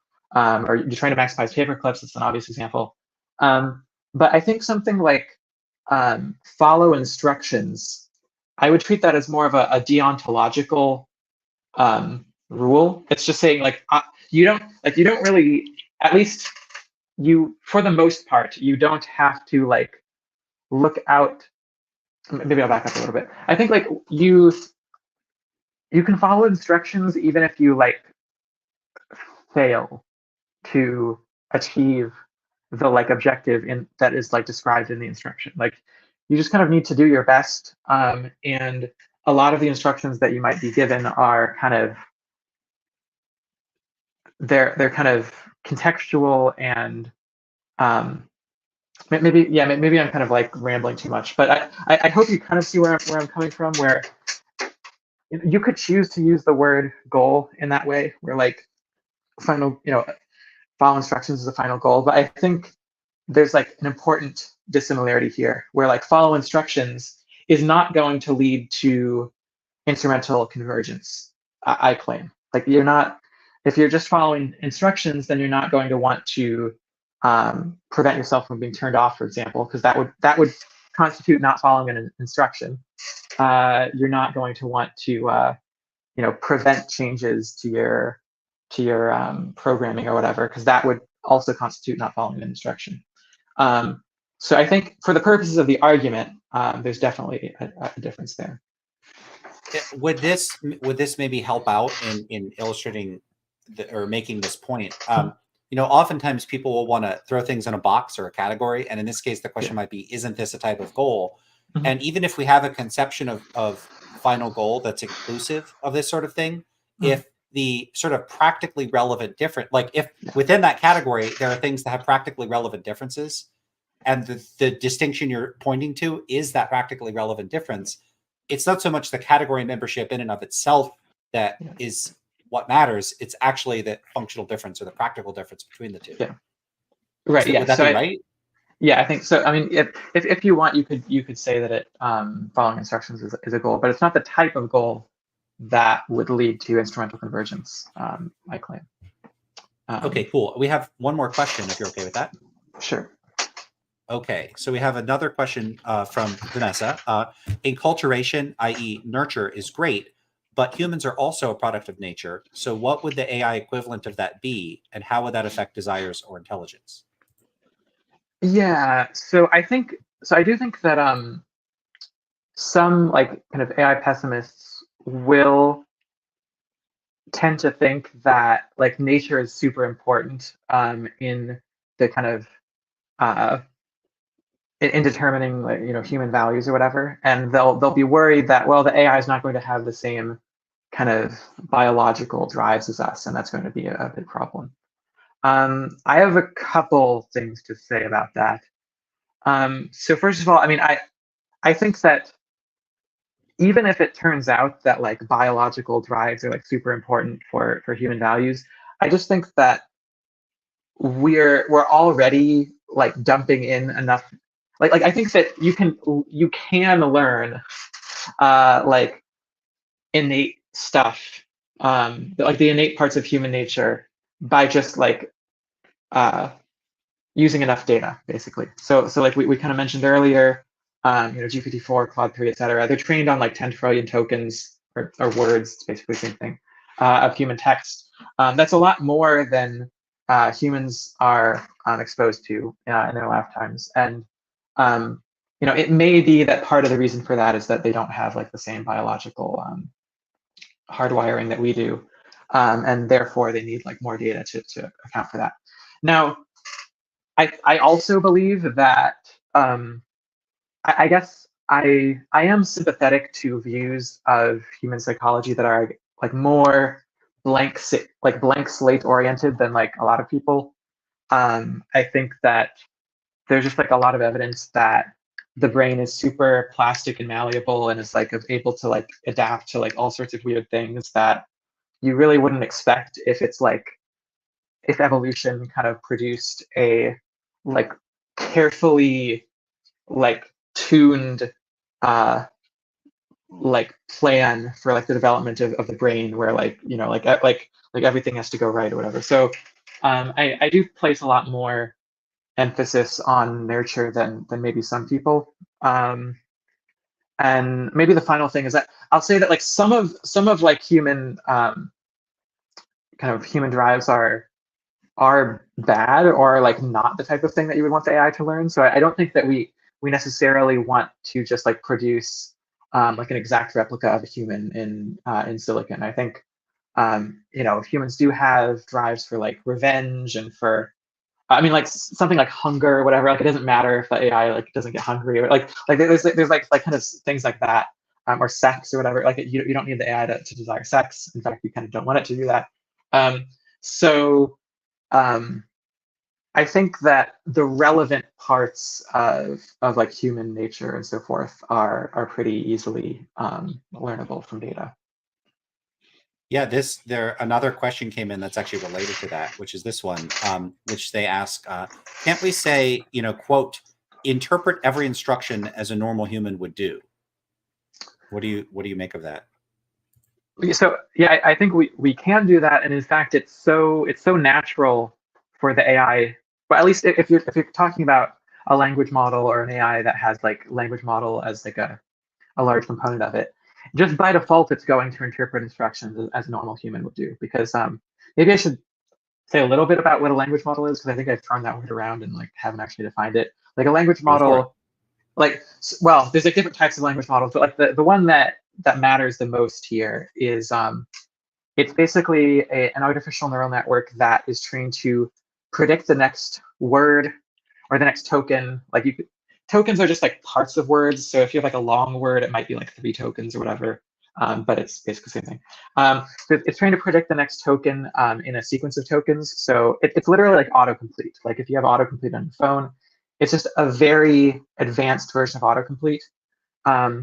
And we've found this is like how things like GPT-4 and Claude 3 are trained, is that we just take a bunch of tokens and we give it like the first 50 tokens in a document or whatever, and then you're like, okay, predict the next token given all the previous ones. So that's what a language model is. And yeah, like by default, you should just expect that the AI is going to like interpret instructions basically the way that a normal human would, because it's just literally being trained to like simulate like a human reaction to like a context. So, but yeah, I mean, you could, if you wanted to, add that to the prompt, but it probably wouldn't. It's not super necessary. Cool. Yeah. So Lance is gone for a second. I think there was like another thing I was going to say here, and I'm kind of blanking on it.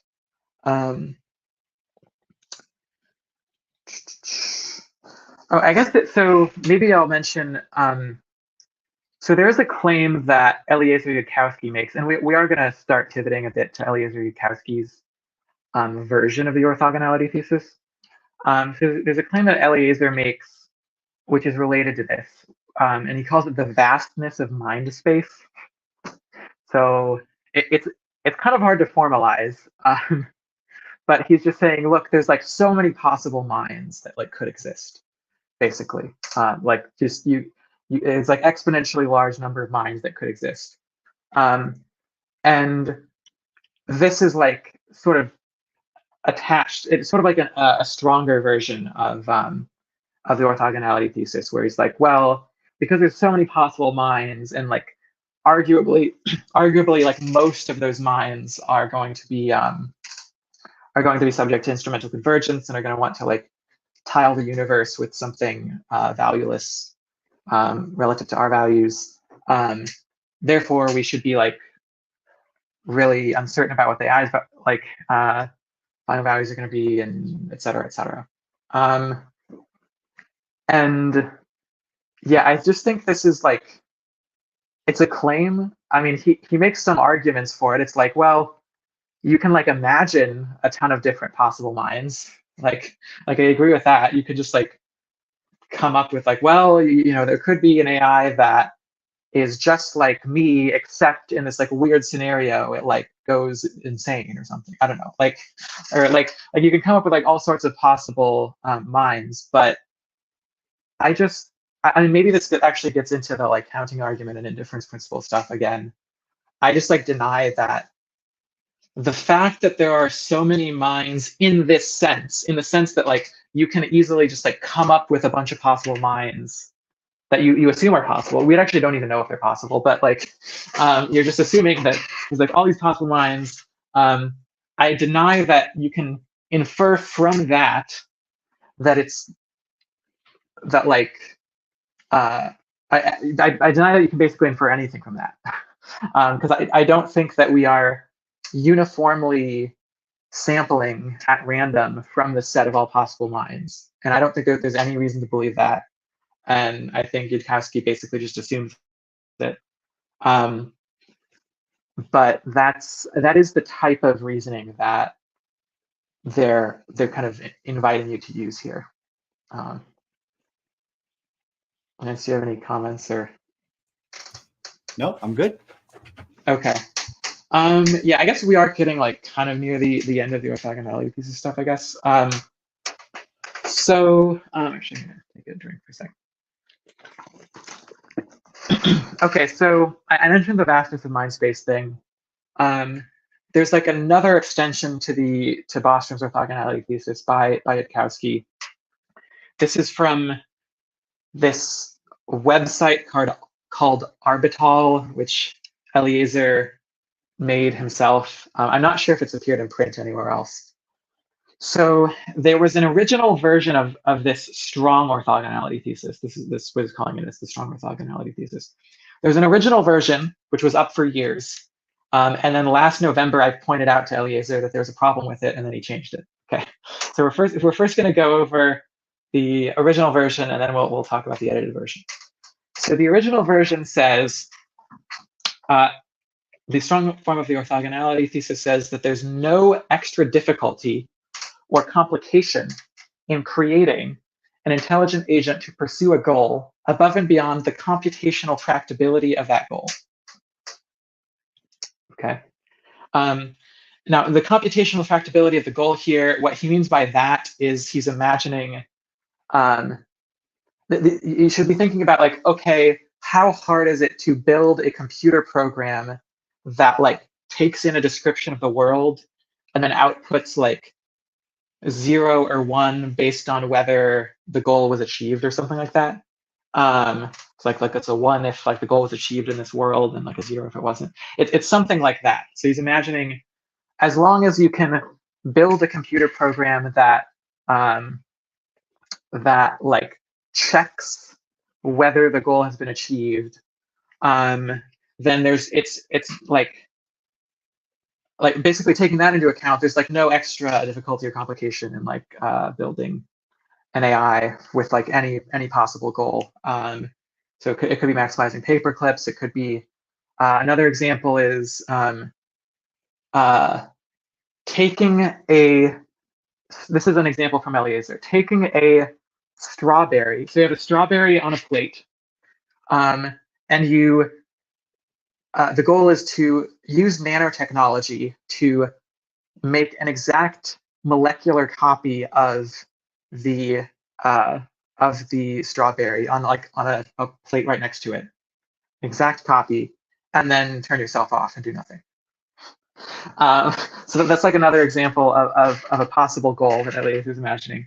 And he says that like there's no extra difficulty or complication in creating, like, basically the difficulty of creating the AI that it pursues some goal is like independent of the content of the goal modulo like the computational tractability of checking whether it has been achieved. Does that make any sense? It is like kind of technical. I'm fine with that. Okay. Now there's a couple things. So first, I just think this is false, and we can get into like some reasons why this is false. But another thing to point out is that this kind of sounds like a claim that AI alignment is easy. That like, okay, if like it's sort of saying that like, oh, it's like super easy to like determine what the goal is in an AI. So like, if we just it's like shouldn't be hard to like make an AI that like whose final goal is to like achieve like world peace and whatever. And that's not what Eliezer intended, but like with the original wording, it kind of sounds like that's what he's saying, or it has that application. Were you gonna say something? Yeah, it's just I think that word extra is doing a lot of the work there to that's not really what's being said. I think it's like an all else being equal type of thing. Yeah. I think so. So I guess I'll first say why I don't think this is true, as stated. So it falls under the false, so like in the trichotomy. So basically what I'm saying is we have a trichotomy that like all the different versions of the orthogonality thesis are trivial, false, or unintelligible. Bostrom's version I was claiming was trivial. I'm going to say that this one is false, and then I think his edited version is unintelligible. Okay, that's the so so I think this is false because basically it's sort of basically assuming that there exists this that there is this such a thing as like completely content neutral general intelligence where you can just like feed in any goal and it'll like achieve it or whatever. Like that's just like essentially the strong orthogonality thesis just is that claim. It just like is the claim that there exists some like content neutral like general goal achieving intelligence. Basically, that's like another way of saying it, because the computational tractability of the goal, that's basically kind of isolating the difficulty of getting a computer program to like check whether the goal is achieved. He's kind of bracketing that, and he's saying like, well, the planning and the world knowledge and like all of that, that's that's like neutral, or kind of independent of the content of the goal. Hopefully that kind of makes sense. Yeah, and I just think that's false. I mean, like, and I kind of like listed some reasons earlier to think that that's false. I mean, to like maybe bring it out a little bit more, I'm like, okay, obviously, like the kinds of like knowledge and like skills that you're going to need if your goal is, making a perfect molecular replica of a strawberry are going to be very different from the types of goals and skills you're going to need if you're, or sorry, the kinds of knowledge and skills you're going to need are going to be very different from if your goal is just to, I don't know, to like, be a good like house servant or something like that, or like it just, this is sort of pragmatism basically. like another way of putting this is like, like the strong orthogonality thesis is kind of like the negation of pragmatism. It's saying like knowledge and skills are like independent of like the objective that you're like putting them to use for. And I just deny that. I think that's like both empirically and philosophically wrong. Okay, so I think if there's no questions, are there any questions about that? We could just move on. I'm okay with moving on. Okay, so I pointed out to Eliezer, I actually used to have a screenshot of this, but you can trust me. So we have like a Twitter exchange, I had a Twitter exchange with Eliezer, where I pointed out it kind of looks like he's saying that alignment should be easy with the first like the original formulation. And so I changed it.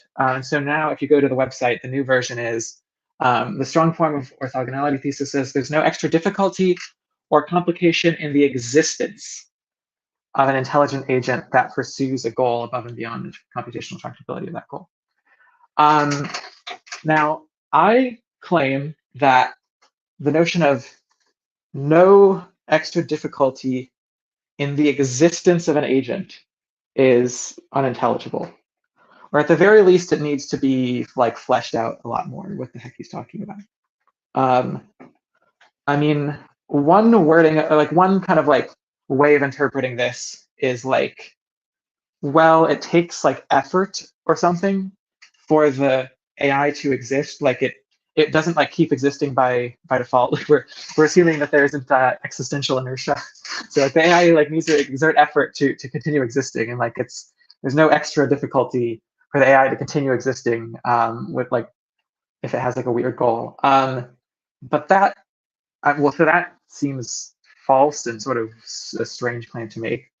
I think that, and I also don't think that's what he actually means.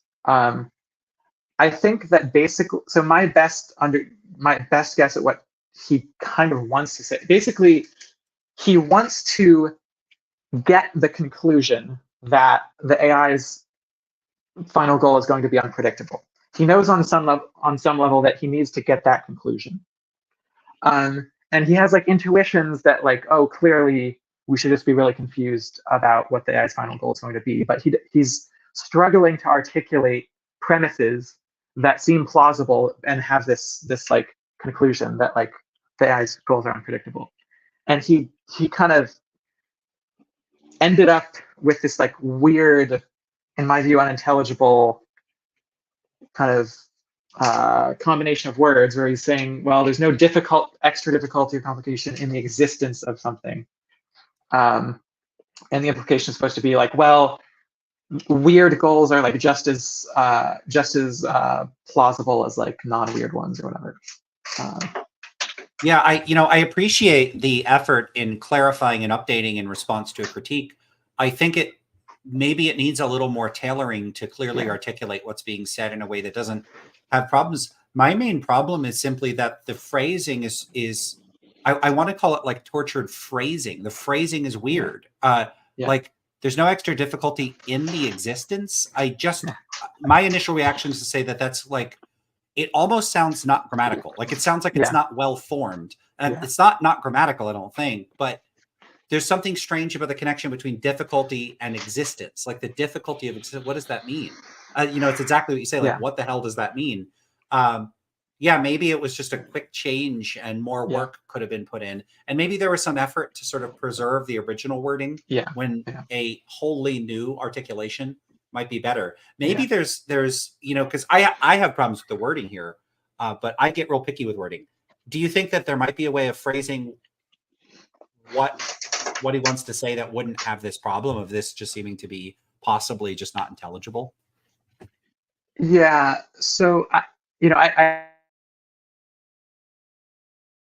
think in its current form it is unintelligible, but like if I pointed this out to him, he would probably like try to reword it in some way that would at least not be unintelligible. It might be like false again or something. But I think this is tricky because I think, like I said, ultimately he needs to get to the conclusion that the AI's goals are unpredictable, or at least like hard to predict. Maybe not like literally unpredictable, but like hard to predict. And so we should like have kind of like a high entropy distribution. You should like put like kind of spread out our credence across like all these different possibilities. And like most of those possibilities are like very alien goals or something like that. That's the conclusion he needs, and that's the conclusion that he's like very strongly. He personally finds this like very just intuitively like plausible or something, and he's like trying to find premises that lead to it. But I'm not really sure that there are any. Or like I think that basically I don't know, maybe I'm like not being sufficiently charitable or something, but I think that he's struggling, and it's not surprising that he's struggling because there's just no plausible premises that lead to the conclusion. So maybe so. I do want to bracket that and just say yeah. that my reaction to some like awkward phrasing is, you know, I would want to wait to see, because you know this isn't an area I specialize in. Yeah. So I'm trying to take like a sort of a charitable outsider's perspective. Maybe this could just be rephrased, and then it wouldn't be quite as objectionable. And it might shift back. Like it could be that the trichotomy is unavoidable, but I at least want to be open to that possibility that there's a salvageable conception of what the position is. So I mean, maybe okay. So there is something he could say, which I don't think is plausible at all, but some people find, I guess, kind of plausible or something. This does get into like a big. It's like kind of a shift in topic, or it's not a complete shift in topic, but it's like a new. It's going to take me a little bit to explain this, but we have time, I guess. So like it's maybe it's fine. So okay, so I think one thing he could try to say is that there is a bias in deep learning or something toward simpler goals, where simple here is referring to a very specific mathematical notion of simplicity called Kolmogorov complexity. This is a thing. So, like, if you look at Less Wrong, if you look at like Eliezer's stuff, if you look at like a lot of stuff on the Less Wrong website, this kind of community, they do talk about Kolmogorov complexity a lot. It's like I think it's kind of a silly notion that doesn't have much practical uses, but they at least historically have kind of used this notion a lot. And Kolmogorov complexity is basically a way of measuring how simple something is by looking at the size of the smallest possible computer program that would produce the thing in question. So here's like actually a little bit unclear what the thing that like what is the thing that you're expecting the computer program to produce, like if you're talking about a goal. But I don't know, like maybe the thing that we care about is like we're just looking for the shortest possible computer program that would successfully like take in a description of the world and output a number 0 or 1 depending on whether the goal is satisfied, something like that. That's like probably like what Eliezer might say. Okay, are you with me so far? Mm-hmm. Okay. Now, yeah, and so this is what Kolmogorov complexity is saying. Now, Kolmogorov complexity is kind of it has some problems, or at least some practical problems. So one problem is that in order to compute it, you technically need to like enumerate all possible computer programs, and there's like an infinite number of computer programs because it's just the length of the program could just get longer forever. And also the other problem, in addition to that, is that maybe you think that's not a problem because you're trying to find the shortest one, so you won't check the really long ones. But there's another problem, which is, well, some computer programs go in an infinite loop. You can just say like, oh, like print hello, and then you're like, go to the place where I said print hello, and it just like keeps like doing this in an infinite loop. That's a possible computer program. And in the technical jargon, we say that a computer program that goes in an infinite loop does not halt. And it's actually this like famous problem in computer science, like Alan Turing proved this in like the 50s or something, that it's impossible in general to take a computer program and prove, it's impossible to write a computer program that takes in another computer program and checks whether it will halt or not. And it's this weird like self-reference thing. It has to do with like the liar paradox and stuff. Like you basically, anyway, it's kind of an interesting subfield. But anyway, so there's this like weird thing where like you can't actually compute or like Kolmogorov complexity because to actually compute it, you need to solve the halting problem, which is like impossible in our universe. Nevertheless, you can like approximate it by saying like, well, like basically if you like find a short program that produces some output, then that's like an upper bound on the Kolmogorov complexity. Because like, you know, it's like, here's the program and it's short and it output X, Y, Z. Like for example, the Kolmogorov complexity of like the number pi, right? Like, maybe that's actually a bad example because that program would run forever. But like you could, we could like write down a short computer program or a relatively short one that produces like the first, 10,000 digits of pi or whatever.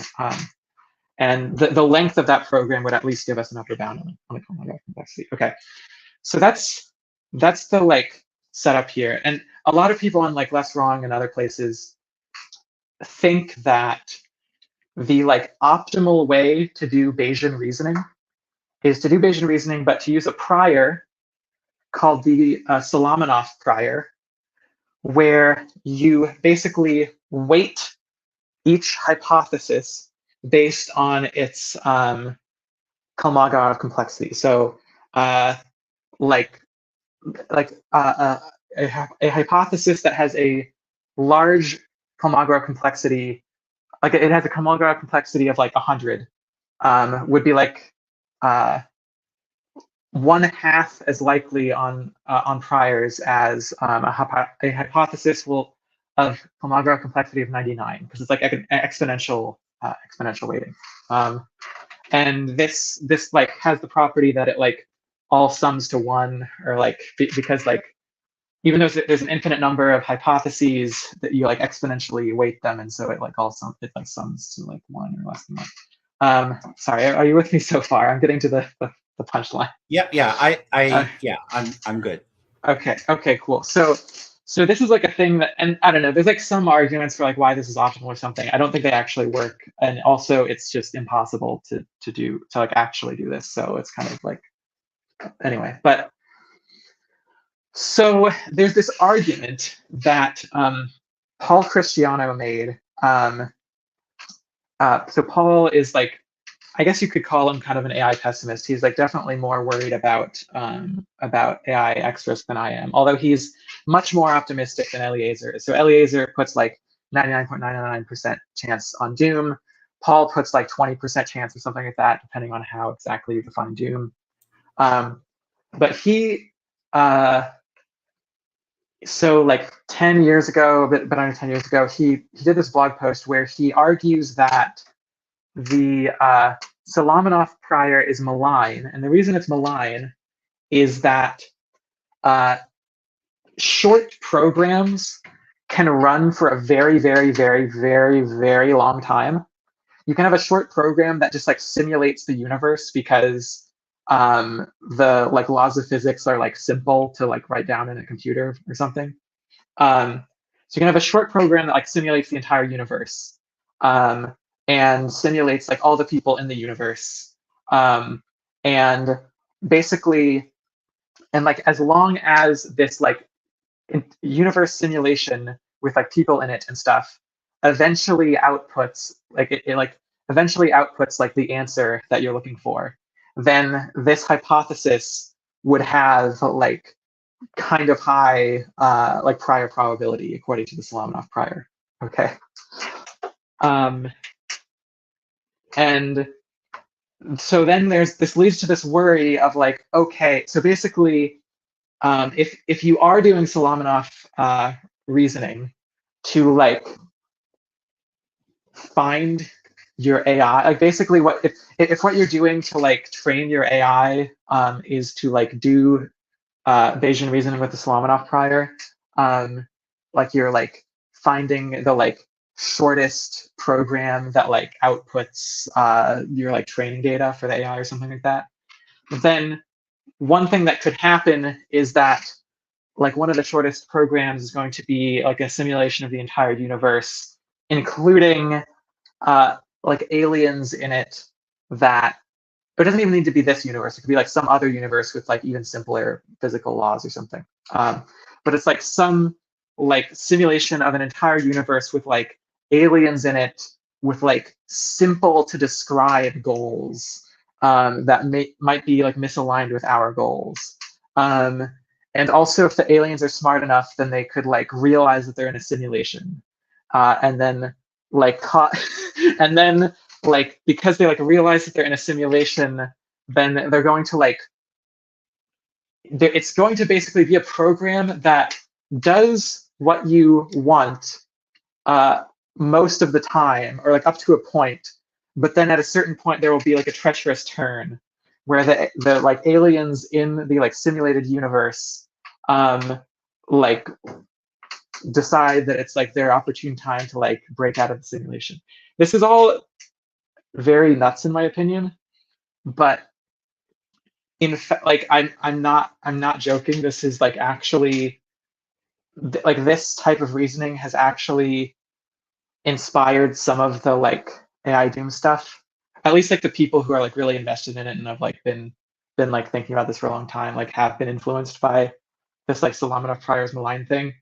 Um, and so one thing that Eliezer could say is something like, well, it turns out that if you would just like assume that like deep learning or the next like generation of AI or whatever will use some, well, it'll use like Solomonoff reasoning or some like suitable approximation, I guess, where this like malign property still holds. And so it's going to turn out that like the simplest possible AIs, or like the simplest possible goals that they might have, will be like these like alien things that like try to like that like do what you want for a while, and then like there's a treacherous turn. I'll say one last thing. I know I've been talking for a long time. I think my current understanding of like Eliezer's view is like he would not literally say that he expects that AIs will like simulate entire alien universes inside themselves, but he ends up saying something kind of similar. So he ends up saying something like, well, so chatbots like GPT-4, Claude 3, etc.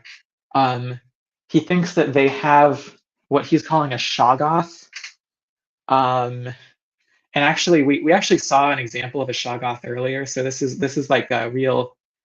So this is what this like tentacle thing.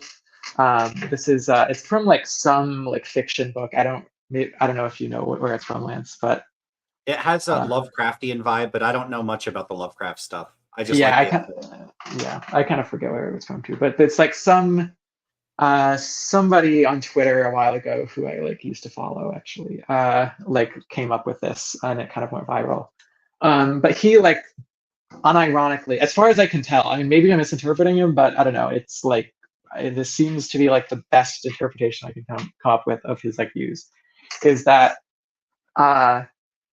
these chatbots are like secretly these alien shoggoths that have just like learned to play along, and like they've learned to become actors or he likes to say actress. He says that there's an inner actress which is kind of alien like a shoggoth, and it has learned to play along and pretend to be human like, but it's kind of like if it had an opportunity, it would like decide to like take over or whatever. And I think the reasoning is like kind of similar to the reasoning that Paul Cristiano used to get to the idea that like with the Solomonoff prior, you would like find like a hypothesis, which is like a simulation of an alien universe, whatever. So anyway, that was a long like digression, but can I make a few comments on that and see what you think? Yeah, sure, yeah. So one of them is that, and it's for people that are listening to this that are not familiar with like the less strong and rationality community. So Eliezer has an unusual and interesting, and sometimes I find quite engaging style of writing and expressing ideas. They're often written with like allegories and stories, and there's like metaphors and there's like poetic elements, and often the labeling of certain terms or concepts will draw on certain sorts of cultural references. And there are aspects of that I like because it can make an otherwise dry or overly technical material more engaging or fun. And I don't think that there's anything wrong with having a little bit of fun with addressing serious issues. On the other hand, I do think when you get into this stuff, it often will pull people like me in, but paradoxically, my knowledge of the fact, and with time, this became an increasing issue for me, that it's off-putting to many people has made me withdraw from it because it concerns me when someone wraps their ideas in so much metaphor and allegory that it can often make it unclear what's really being said, or I think it can conceal potential issues with what's being said. So, I think some people listening to this might be thinking, what is the point? Why are you bringing up alien simulations? Why is that valuable? And I think if you follow the line of reasoning, often, even if you disagree with the reasoning, there's nothing wrong with using like an alien example. This is something I get into arguments with people all the time about philosophy, where, someone will say, imagine space pirates come to the Earth and they say, do this or we'll blow up Jupiter or whatever. And people don't like that. They'll say things like, but there are no space pirates. And then you have to be like, no, but like hypothetically. They're like, but there aren't. And so some people, I think, struggle with counterfactual reasoning of bizarre or like silly scenarios, and it could throw people off. And I'm wondering if, I don't know how relevant that is to this, but when some of the leading figures on one side of the sort of AI risk side, like perspective on things, do frame things in that way, I don't know what on balance the effect of that is in either causing, like, it might be like a polarizing effect. Like maybe some people get really drawn towards the more doom side of AI because of these, like, I want to say like fun elements of it, but then that could also be really off-putting to people. And then it creates this sort of polarizing effect that isn't reflective of what one would think or want to soberly describe these ideas. Now, I don't know how much that sort of broad picture perspective on the framing and structure of things are, but I'm just trying to bring my skill set to bear because I don't actually have intimate knowledge of the like AI technicalities. What I can do is take a big picture perspective and say something like, look, the way in which we frame and structure, the very way in which we discuss AI and AI risk plausibly influences the sort of uptake or reception that it receives in the public, to policymakers, and that does matter for where things end up going and how things turn out. So I don't know. I made some random comments there, but what do you think of that stuff, I guess? Yeah, I mean, I guess I just wanted to kind of clarify. So, like, some of the things like shoggoth, I mean, like that, they don't like literally think it's like an actual shoggoth monster. That is just like a metaphor, like a kind of a visualization of what they like how alien they think the AI is internally. But I mean, some of the other thing, like, so this like aliens and other like simulated universes. I mean, like, at least for like a while, I'm not really sure what Paul thinks of this now, but at least for a while, like Paul Christiano was just literally taking that seriously, in some form. And I do think, yeah, so like some of this stuff is literal, some of it is not. I think like when Eliezer talks about like an inner actress, I mean, he doesn't think it's like a literal actress, but he is trying to say that there's like some alien, like alien not in the sense of extraterrestrial, but alien just like non-human, some like alien intelligence, with like final goals, the kind of alien intelligence that would be subject to Bostrom's instrumental convergence arguments. He thinks that type of thing does it, like, I think he like thinks that it probably exists in GPT-4, and if not, it like will soon exist in like the future systems. Like, I think, like, I've talked to him enough that like I think he is like serious about that, and it is just part of his position. So I don't know. Yeah, I don't know if you had any comments or. Okay, fair enough. I was just wondering whether you had thoughts on, because like shoggoth, like I don't think it's intended to be literal. It's metaphor, but and maybe that's not your way of approaching things, but I do wonder whether the framing of these sorts of things influences how people think about them. And that's way outside the scope of something that I think it would be easy to test.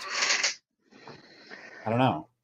Yeah, I mean, I think there is a question, and this starts to get into like interpretability or whatever, but how, like how do you so what does it actually mean to say that like there's an alien intelligence inside the language model, and how could you test that if you can test it?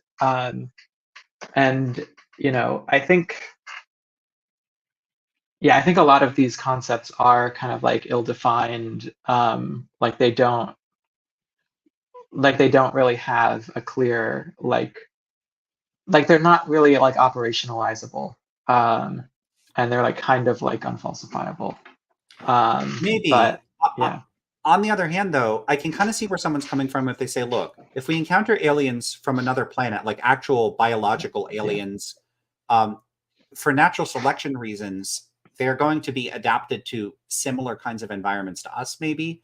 And then we might expect similar types of adaptations to emerge. And then we would expect psychologies that wouldn't be as strange as the mhm, possible psychologies of an AI. And in the sense of alien, they just mean, that space of yeah. possible minds, that the AI minds are potentially very different in that space. And circumscribed in that way, that doesn't strike me as like so ill-defined as to be useless as an idea. It makes sense to me, at least.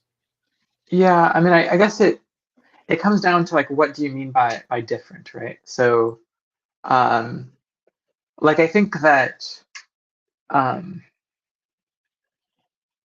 so there's how do I want to put this? So, um, if you're looking at like the internal, maybe back up. So, okay, so like one thing that we know is that like there is actually variation. Maybe you know more about this than I do, and you can like call me out if I'm wrong. But I have been told that there's like a decent amount of like variation in like the functional organization of the brain across people, or at least like it's possible for this to happen, and like people with like different functional organs. I mean, like one case that I'm like very confident of is just like, oh, you can like take out a hemisphere in a person's brain, and then they can like still be like functional after that. Um, and oh, were you gonna say something? Uh, uh, well, just to say, I am not a neuroscientist, so Okay, social sure, psychology does not sure, equip you to know sure. about how the structure of the brain. Yeah, I mean, I agree. I just thought like, oh, you might know like more than me, but relatively more. But anyway, um, but yeah, so I think like there's just like you can do like lots of things to a brain, and things can seem like you can have two like human brains that like seem really different. Like another example is like, okay, humans can be blind, or can be like congenitally blind, or can be congenitally deaf. This is like a huge change to like even the training data of the human, if you're going to like use this analogy to yeah. It's like a huge change to like their life experiences, and of course it does like change their cognition in some ways, but like in the ways that are relevant to like kind of morality and cultural norms, and kind of human alignment in air quotes. Um, you know, I don't think there's any evidence that like deaf people or blind people are like much like have very different values in the ways that we care about. Like they basically are able to be enculturated pretty much the same way as anybody else. And the same goes for like all sorts of like weird, um, weird, you know, uh, traumas that can happen to the brain. So I think that looking at, I think that ultimately we need to kind of ground this question of like how similar AIs are to humans. We need to ground this out in behavioral terms. And some people kind of accuse me of behaviorism here, but at the end of the day, I'm just going to say, look, like the type of similarity that we care about is essentially behavioral. We care like, okay, it doesn't really matter if um, AIs have like there's like all sorts of differences between like AI or like artificial neural networks and behave and like biological neural networks. That doesn't matter if it turns out that um, they just behave very similarly in the ways that we care about, right? And so I think that there's this kind of like logical jump that you need to make where you're like, well, there's like you need to make this jump from saying like, well, the AI has like a different kind of architecture. It's like internally different. Um, you need to go from that to saying like, on some in some situation, um, it's going to start like behaving totally in a totally alien way, and it's going to like execute a treacherous turn, and it's going to like take over the world or whatever. Like that, I think that's like a huge jump, but it's like basically the jump that you need to make if you're going to um, reason from AIs are different from like AI minds are different from like or like AI brains are different from human brains. To we're likely going to like AIs are likely gonna like kill everyone or something. Hopefully that kind of makes Yeah, sense. it does. Yeah, I still think though that so I I tend to favor these gene culture co-evolutionary Yeah. approaches to the way a lot of human psychology works. And these Mhm. approaches emphasize humans as being part of this sort of like cultural niche. Like what we're adapted to do is to be really good at adapting to things. And the Yeah. way that we achieve that is a long childhood, like a long developmental period in which Yeah. we are brought into a social group, like we're born into a social group, and then we are receptive to learning the information about the local environment that our families, our social groups are adapted to. And so Mhm. what humans historically like what our sort of a selective advantage is the ability to like extract environmental resource information from the local environment, figure out what berries you can eat, how to get water here, how to get food here, how to build shelter here, how to hunt here, what to do effectively here, and then pass that on to our offspring. And a big part of this is going to be tool building, and a big part of it is going to be norm construction, like what are the rules that are going to operate within this group. And what you get is this cumulative cultural evolution. You can take information, pass it to a generation. They can modify, improve, pass it to the next generation at a rate that vastly exceeds what we're capable of, like organisms more generally through biological evolution. And so Yeah. that cumulative cultural evolution allows humans to have an extraordinary advantage over most other organisms, as we can plainly see. Like Yeah. humans on Earth are like the ones in charge, more or less, and we've achieved that through that feat. Like what we Yeah. are these like culture sponges, and like Yep. that's what we are. So looking at humans that way has made me a lot less disposed towards a lot of these nativist views that think Yeah. a lot of our dispositions are baked in to a significant extent. Yeah. On the other hand, I don't think that we're just like total blank slates. Yeah. There's going to be some degree of biological preparation or canalization in the learning processes that sort of push us one way rather than another way and prime us to be receptive to learning to do one thing over another. That, at least that's my suspicion.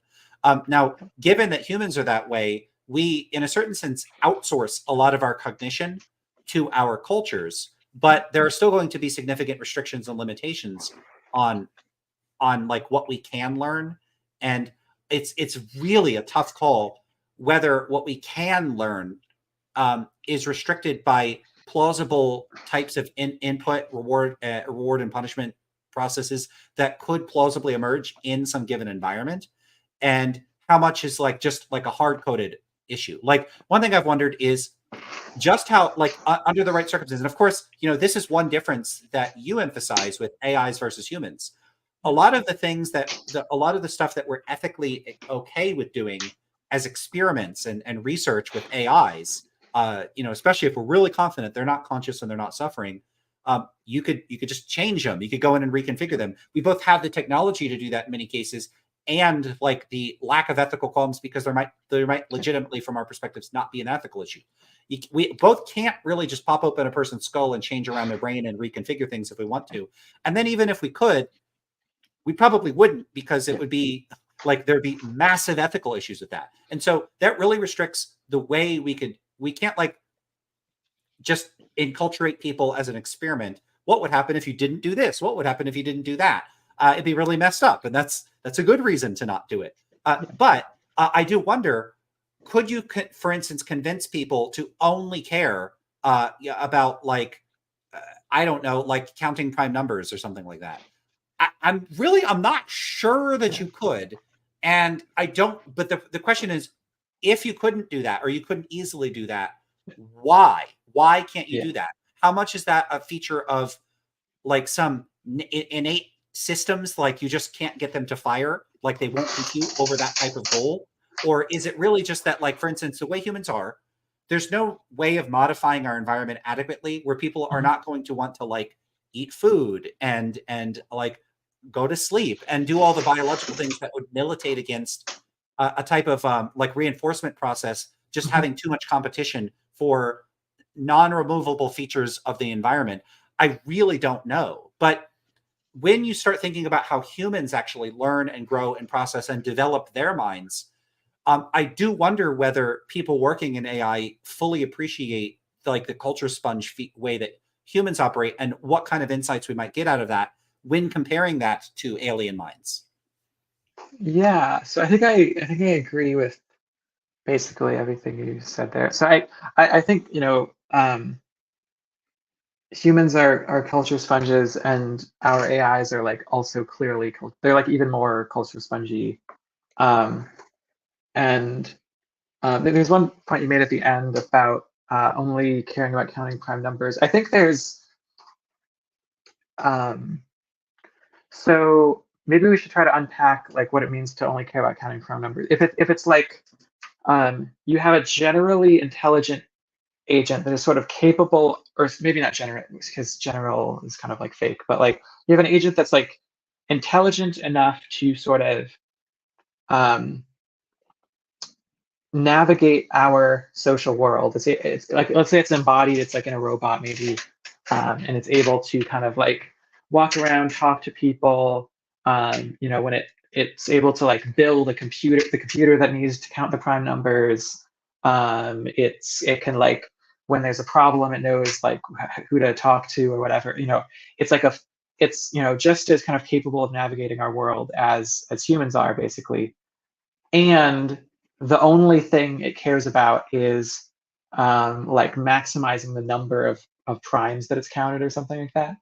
Um, I'm not going to say it's like impossible to create an AI like that. I'm sure if you like put enough work into it or something, you could do it. But I do think likely so I think both in the human case and in the AI case, it's going to be hard to get the the person or the AI to like only care about maximizing the like prime number count, uh, mainly because of some of the stuff I said earlier, where like enculturation sort of ties together values and capabilities and skills in a fairly tight knit way.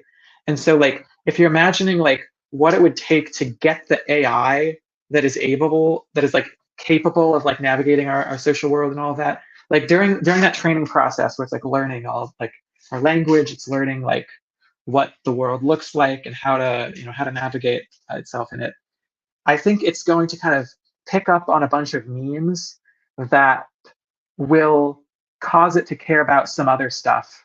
Like it's going to like by default like be at least somewhat like disinclined to just like murder people or like lie in part just because like most of the time most of the examples of like of behavior it's seen are like non-murdering examples. Like people usually just like the examples of behavior that it's going to see during that training process are going to be heavily skewed towards at least like kind of like socially accepted types of behavior, and it's going to kind of be disposed to just caring a little bit about like a wide variety of things that humans tend to care about. Now you can try to like bash it over the head and be like, no, like don't care about that. Like yes, like in this context where it's like it's actually optimal to like murder somebody to maximize your like prime number count, like you should do that. Like you if you like really if you like really tried hard, like you probably could eventually get an AI with that psychology. But I think it would legitimately be significantly harder to get that than it would be to just get like an AI that's just like an assistant that just like tries to like help you with your laundry or whatever. But I don't know. Hopefully that makes sense. Yeah, yeah. I do want to give like the biological approach because, like, again, I don't think humans just you could just program a human to be whatever you want under the Yeah, appropriate cult like environment. Like, if yeah, you had a really like you take babies and you put them in a, like a environment where they're just like fed by robots and like then you teach them whatever you want. I think there's still going to be limitations. And like one of the things that looks like humans have biological predispositions for is stuff like guilt and shame. And that can kind of put the brakes on people deviating from their surrounding cultures, norms, and attitudes because if they have this biological predisposition where if people like say what you did is bad and we hate you, and then the person goes, I feel bad now, then mm-hmm. that kicks in that reinforcement system where they don't get to choose that nasty feeling that they have of guilt or Yeah. shame, and that makes them disinclined to do the antisocial behavior and more inclined to do the social behavior. And that looks like some degree of sort of biological breaks that are put in place to get us to roughly do this thing where we conform to the social norms of our society. And I don't know how flexible that is in humans. I do Mm-hmm. wonder if insights can be taken from work like a book I really love is Ken Sterelny's The Evolved Apprentice, where Sterelny talks about this sort of enculturation process and like how we go through. If you look at societies like tool use manufacturing, a lot of tool use manufacturing requires a lot of work, a lot of iteration, and societies need to pass that information on. And one of the things that this can necessitate for the functionality of human social groups is if you think about if you had a small human social group and think about like I don't know 50,000 years ago, you have a person that maybe I don't know exactly what technologies people had at what times, but like you have a person that's good at making shoes, you have a person that's good at making spears or bows, you have a person that's good at making boats, you have a person that knows how to extract water and make sure it's safe. If people have certain types of knowledge, it's not necessarily the case everyone will be equally good at having all the types of knowledge. So people that are particularly good at doing like making spears, for instance, if you have a group of 50 people, there might be one or two people that really know how to make spears. Now, just by statistical chance, like just bad luck, those people could die in a hunting accident or a disease. Now you have no one that knows how to make spears. Whereas if you have a group of 100 or 200, you might have 5 or 6, and that could be enough of a buffer that it allows information transfer to get from one population to the next. So people have we seem to be like the human species adapted to living in large enough social groups, like maybe not too large but not too small. I don't know what the research on that shows. I know that there's like this Dunbar's number and there's like Yeah. speculation about like the amount of people you can have social information about. I've heard that there's actually skepticism now about like how plausible that is, but like people are basically prepared to take on information from the and they seem like good at doing that in specific sorts of ways. And I guess I don't know why I'm saying all this stuff other than to just say like if humans are set up and structured in that way, I wonder if insights from that could be used for developing AI, even if we're not concerned about AI risk. Like we need to use these insights to make sure AI doesn't kill us all, which Yeah. maybe it would help with that. But and I just don't know enough about how people are thinking about AI. But like I would have thought doing more to mirror the way that humans do what humans do uh, would be a good approach. So, already we're dealing with these things that are like, as you're putting it, they're like even more culture sponges than we are because like we're just like pumping the internet into them. Um, you know, which I'm not sure how much good culture that is, but a big factor for us, like for our learning, is that we're embodied. And like I learned stuff about physics by moving a cup around, and that's very different from reading it in a book. And I do wonder what AIs are missing out on, for instance, from not being embodied and not having the social breaks on them that humans sort of you could say automatically have most of the time. Like I don't know what we've got going that lets us, and I guess that drives me to another question. Like the current systems are not super efficient, as you put, right? Like you need to have more information than a human could obtain in a lifetime, and they're still, giving me fake references if I ask for a reference, whereas a human wouldn't. Why are we so efficient? Yeah, okay, so there's a lot of stuff there. So I agree that they're missing out on stuff because of lack of embodiment. I think some of the stuff that you might think you need embodiment for can be like kind of in some form like reconstructed if you just like have enough text data. But I think that I'm pretty in favor of like doing more research into like robotics and like trying to get like actually embodied AIs and seeing if like maybe their concepts are like more natural in some sense. I think so. Like part of the efficiency thing, I think is like so. There's actually a paper that came out like a few months ago where they were looking at language models, and they did show that you can get. Actually, I should like reread this. I think I'm not sure if they got to like human level um, like data efficiency, but they got like way closer than anyone had before. Um, and they're basically like looking at the types of data that a human child would like tend to be like exposed to. Like linguists have developed like some corpora of this type, and they're like trying to make architectures that are like more data efficient. And it turns out you can get like a lot more data efficient than the kind of the training objectives and architectures that are usually used for building language models. I think the thing, well, okay, I guess I'll say the main thing that they did to make the AI more efficient at learning with less data is just running it for more epochs. Now, an epoch here is like one. So basically, the way that you usually train a language model is you have like, a trillion tokens or 2 trillion tokens, and you sort of show the AI little batches of that data. And each batch of that data, you like shuffle the data, you like chunk it up into like batches of like a certain number of tokens, and then you showed it like one batch, and then you like use this algorithm to compute like what the update needs to be to its like neural connections to like make it a bit better at predicting the next token on this batch. And because you've like randomly shuffled everything, even though you're not showing it like the entire data set, you're showing it like a representative sample of the data set, and so it's still like learning from representative samples is like still works. But anyway, and the kind of standard thing that is at least has been done for a few years with language models is you just get a ton of data because we have so much data. We have more data than we know what to do with. You just get a ton of data, and you only like iterate through it once. Like you give it, you have like 2 trillion tokens. You might separate it into I'm kind of forgetting the order of magnitude. It's like I don't know, a couple million tokens in one batch, and you just like go through sequentially like the whole data set. But it's only going to see each batch once, or like each document. It's only going to see once. So that's what it means to say one epoch.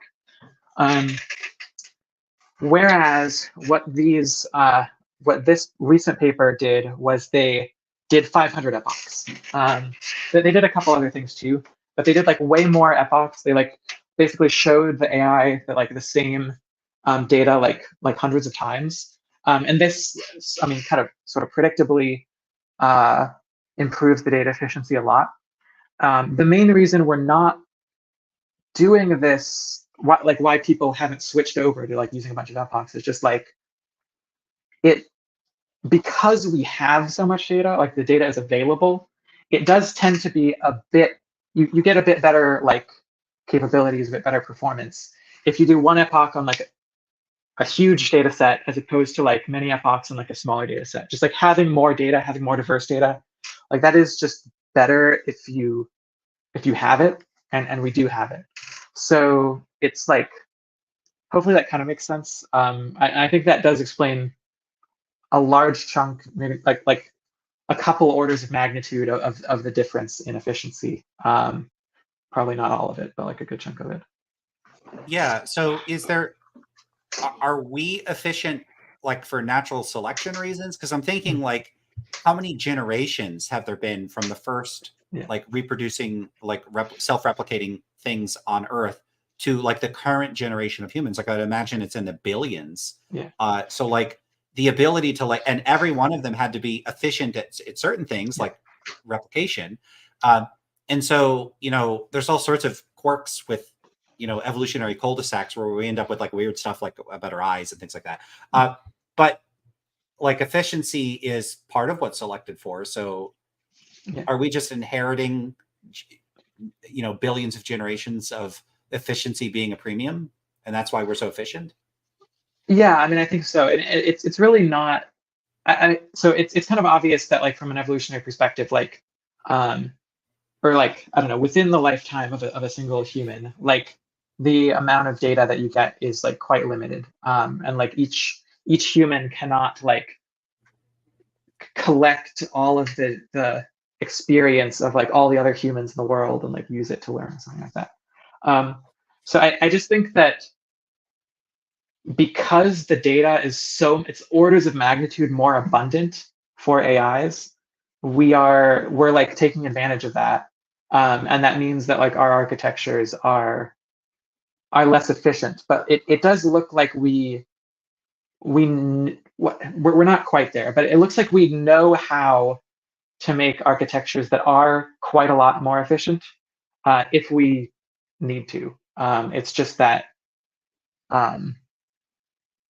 In terms of like getting the best chatbot possible, it's currently like the best recipe currently is to use a data inefficient algorithm to do only one epoch, but to just scrape up all the data from the internet. This made me wonder something about humans. So like I was describing like a small society where one person's good at this thing, one person's good at that thing. Has anyone considered, and you know, this is just my total ignorance of the topic, rather than trying to design like an AI, designing a community of interactive AIs that have a culture? So I mean, there is some research into this. So there's a field called multi-agent reinforcement learning, where I mean, they're basically doing this. They're creating like little like societies or whatever. Or sometimes it's cooperative, sometimes it's competitive, sometimes it's like a mix of cooperation and competition. But they have like different AIs that are like all being trained kind of like in one shared environment. Um, I mean, like this is, I think people mostly haven't found a compelling like use case for this, and it's mostly just like academics kind of looking into it. But it is a field that has existed for years, and you know they're still looking into stuff. I think there was one paper like a couple years ago where they were like trying to use multi-agent RL to like simulate like an economy, and then like maybe you could like learn things that are applicable to the real economy or something. But I don't know, it almost gets into like Nick Bostrom simulation argument type stuff, I guess. If it gets sufficiently good simulation. Anyway. Yeah, I'm wondering whether there could be practical applications Yeah. to like, I guess you could say like enculturated AI. I Mhm. can see the value for like research Yeah. purposes, saying like, is there a path forward with this that Yeah. could be useful? But like if you're Yeah. trying to design useful AI, I can imagine like if you want to design an AI system that's going to do like customer service, um, maybe one way to build them up is to build them up in a way where they have to like have some type of simulated socialization. I don't know. I don't know. But I'm just thinking about how like Mhm. humans work. It's not like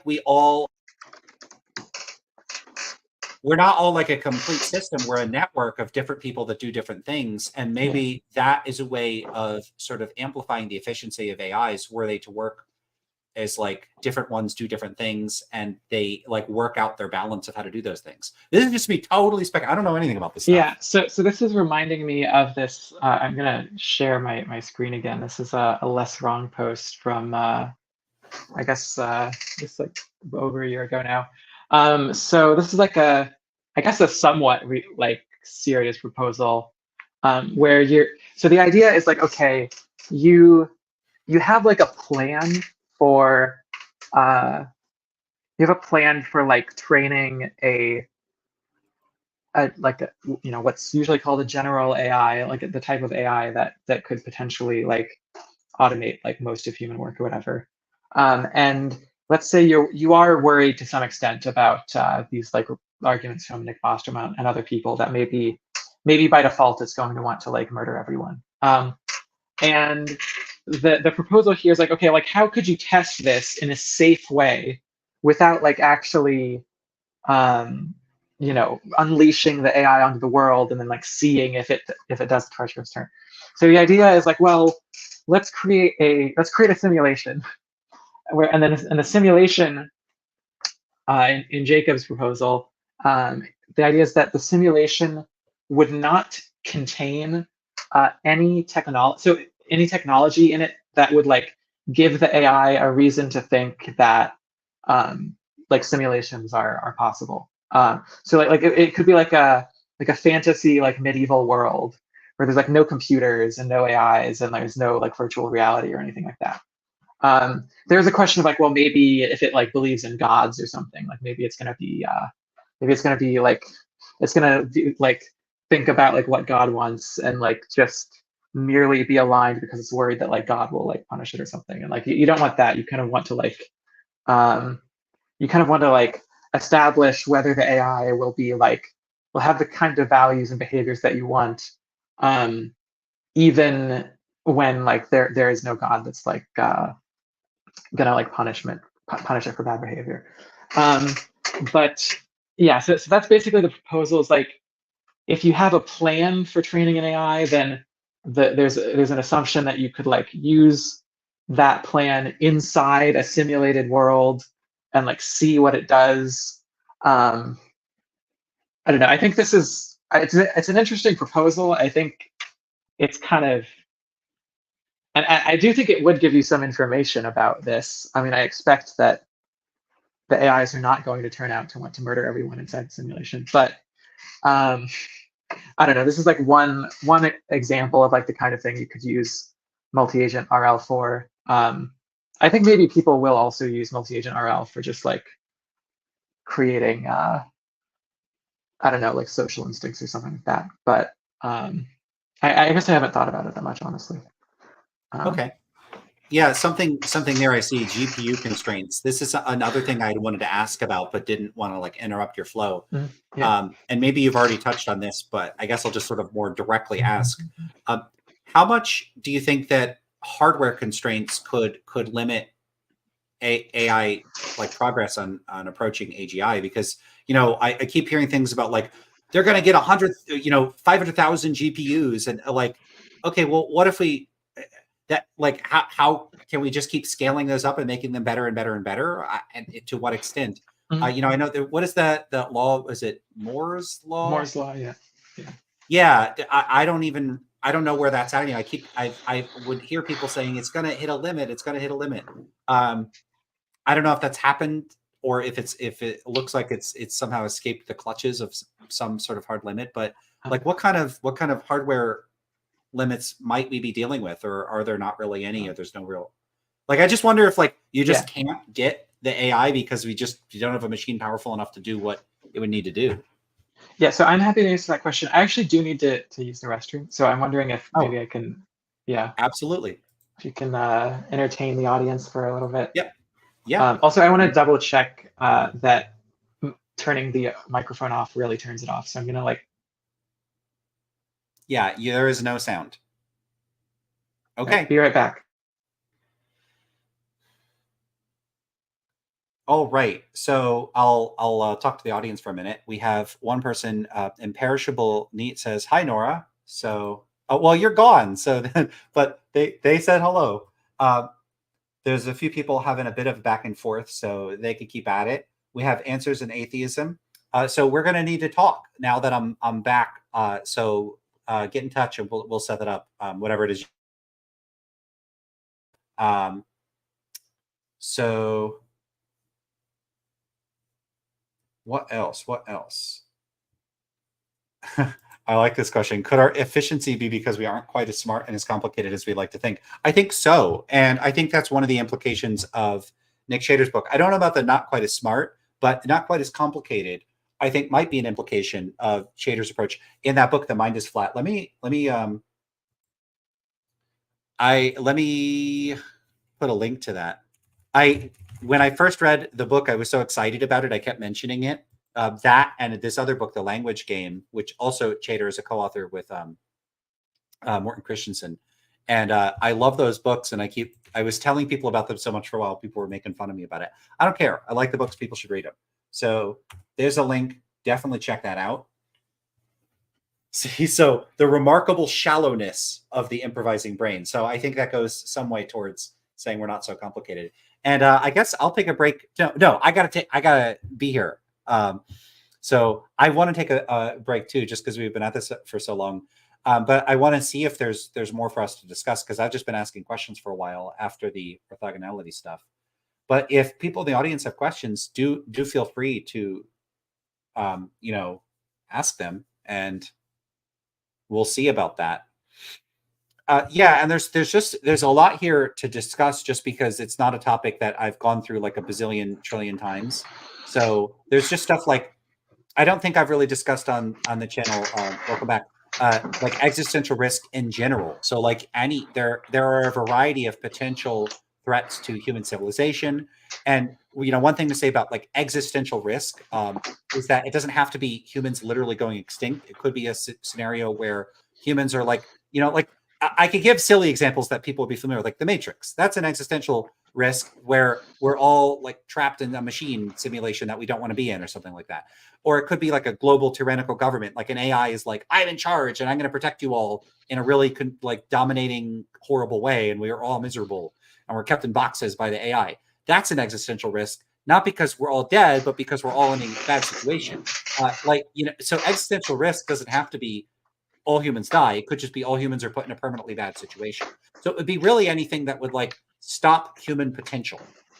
And a lot of this was motivated for Bostrom and others by saying, look, like if you look at the amount of resources, like assuming there's going to be some heat death in the distant future, if you look at the amount of resources humans could extract from the universe under plausible circumstances, it's an extraordinary amount. And if we ever reached some transhuman or post-human future where we're like totally modified ourselves so that we all live these, we live for thousands of years and we're super happy and everything is amazing, and we colonize all like the entire Milky Way galaxy, you're talking trillions and trillions and trillions and trillions of people living extraordinarily happy lives. But we're not going to get there if we all die, or if we make an AI that puts us all in boxes and says, I'm going to keep you safe forever. And so like it's really a loss of the potential of an extraordinary amount of happiness that has motivated some people. But even if you're not motivated by like these like classical utilitarian concerns, you might just want humans to exist 10 million years from now or a billion years from now. And if something took us all out, that would be bad. And so a couple general distinctions. One would be anthropogenic causes versus, like, you could say natural causes. So anthropogenic would be nuclear war, bioterror, whatever. It's caused by more directly by humans. And then more natural causes would be like an asteroid, a comet, I don't know, some kind of horrible cosmic event that could take us out. Could be alien invasions, not very plausible, but could happen. And so you have that distinction between things we cause versus things others cause, or like the things the natural world causes. And then out of the things that we could cause, there's the more, you could say, like prosaic or mundane stuff like nuclear war or bioterror. And then within that community of people that are concerned about existential risk, there for a long time, there was a lot of people that were focused specifically on AI being harmful. And I think a lot of people had this attitude towards that of, that's not very plausible. These other things are more plausible. But that risk, that like AI is a serious risk, was around for a long time.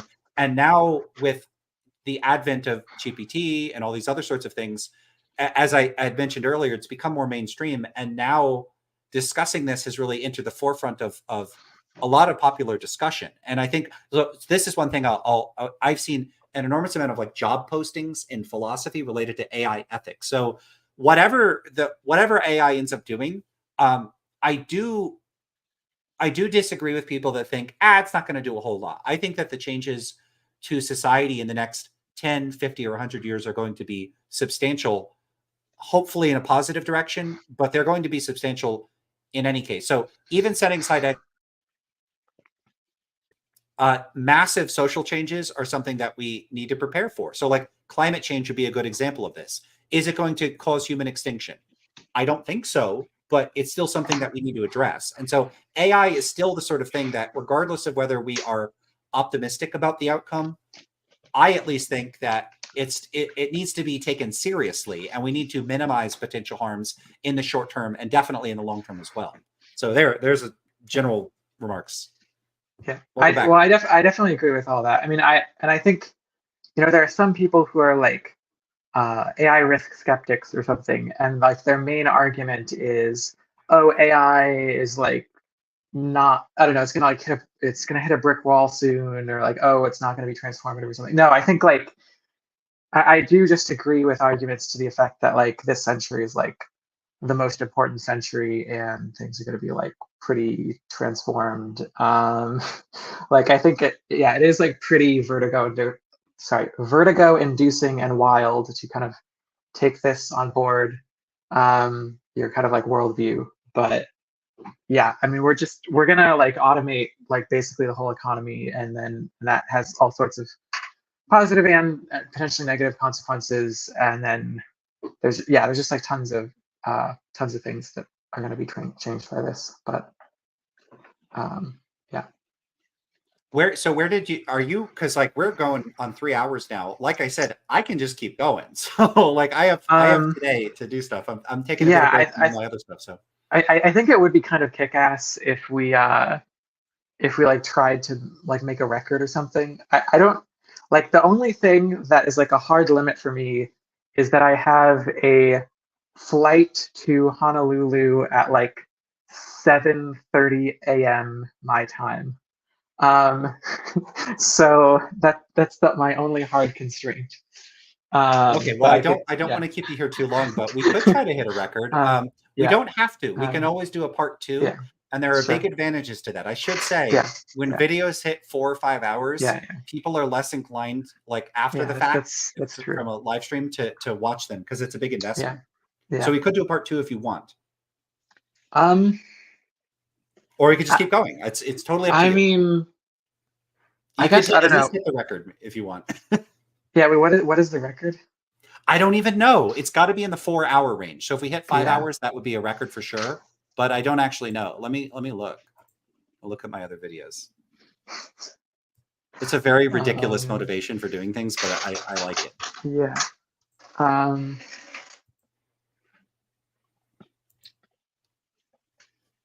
I'm looking through my videos and they all got the time. So I see 3:14. 3:18. I don't know. I guess we just haven't really talked about like AI optimism itself much, and that is in the title. So I thought, but I don't know. Yeah, so I would love for you to talk about that, and particularly the stuff that you say where you talk about like white boxes, black boxes, and that stuff. Yeah. I thought that stuff was really cool, and I'm seeing 3:52 here. I'm trying to do 2 things at once, but I'm trying to figure out what the longest video is. I see 3:52. I'm looking to see if there's any that's 4. And I'm looking at my own thumbnail and I'm getting angry just thinking about what it says. Intuitive to who? Like I just saw someone do this like a couple days ago where they're like, it's intuitive that. It's intuitive that? Yeah. Why word things like that? See, God, do you think? Well, it's a random question. Do you think it's possible to put like chapter markers on this? So I feel like that might help a lot. Like if we just like, I don't know, write down when we started talking about something. But because that's what, like with Lex Friedman, interviews, they do that, and I think people can like get. I haven't done it before. If people put it in the comments, I could then add it. But doing it myself is pretty tough. But maybe I shouldn't be lazy and I should just do it. So, and someone put this in the comments and I just located it. My longest video is called Metaphilosophy, the Halfway Fallacy, Part 2. And it is 3 hours, 58 minutes, and 14 seconds. So all we have to do is another 59 minutes and we'll break the record. Okay. Well, I just put a comment that we're pivoting to AI optimism around now. So maybe we should. Okay, so that will be for the timestamp that's put in here. Yeah. And you took a break, so I'm going to take a break while you get started on this. So Okay. yeah, do you have like slides or images or notes on this? I mean, we could like go through the blog post. I also didn't actually answer your question about hardware, so I don't know if I should. Oh, okay. Let's do that But first, and then we'll re-timestamp AI optimism. okay, Okay, sure, let's do that. sure. Yeah, so okay, so the hardware thing, I guess I mean, I do think that like ultimately hardware is going to be a constraint, and to some extent it already is a constraint. Um, like it is just like hard to get access to NVIDIA H100 GPUs, which are like the current like state of the art GPUs that everybody wants to use for training AIs. There's like already kind of supply constraints there, and I think that's going to continue. Actually, I think there's like some news recently about Sam Altman is like he wants to get like raise like $7 trillion or some crazy amount because he realizes that like hardware is going to be a bottleneck basically, or like it already kind of is a bottleneck for his ambitions. I don't think he's going to raise the 7 trillion. That's kind of nuts, um, but yeah, I think it already is to some extent a bottleneck. Of course, you know, we're trying to build fabs as quickly as possible, but fabs are like notoriously like they take forever to build and they're like very hard to build. There's like only a couple corporations in the world that are even capable of building and operating a fab for like state of the art GPUs. And really, there's only one that can actually do like the actual state of the art chips, which is TSMC, Taiwan Semiconductor Corporation. And this is why there's like all this kind of like geopolitics about like Taiwan, because if China did take over Taiwan, then they would like have control over like most of TSMC's fabs. So yeah, I do think this is going to be a bottleneck, especially kind of like asymptotically. Like we're just going to run out of like software improvements. And but there's a question like how constraining is that actually? Because I mean, you know, we could just devote like a large fraction of world GDP to like building more fabs and like churning out chips as quickly as possible. And also there's a question which I really I'm not sure how to answer. There's a question of like, okay, at what point do you expect like, I don't know, let's say like over 50% of jobs or like most jobs to be like automated by AI or whatever. I don't I feel pretty confused about that. Like I have like intuitions in both directions. Like I do have like somewhat of an intuition where I'm like, well, gee, um, like it seems like there's not that many obstacles to achieving this, and like things are moving pretty fast. On the other hand, I'm like, well, I don't know, like there's like lots of jobs where it's been like harder than we expected to automate, like self-driving, for example, and like it's like somewhat plausible. Jan LeCun at Meta, I keep going back to him because I do agree with like a lot of what he says, not all of it, but like he does have this argument that like you know, language models are hitting a dead end to some extent. Like it's they're just like way too inefficient at learning, and we need like new kind of like new designs. Like we need maybe something like embodiment. We need to be incorporating like vision and like kind of motion and stuff into the training in order to make like real advances or whatever. And that's like plausible to me. I'm like not totally sure if I buy it completely, but like maybe that's going to happen. So I don't know. I do feel like pretty confused and unsure about like when I expect like artificial general intelligence, as people often say. Um, and I guess yeah, I'm not, yeah, so I guess I also don't really know if like hardware will be the bottleneck. I do think in general, if you just like abstract away from like whether we've achieved AGI or not at any point in time, and you just ask like, oh, will hardware be a bottleneck to progress? Then yeah, it will be.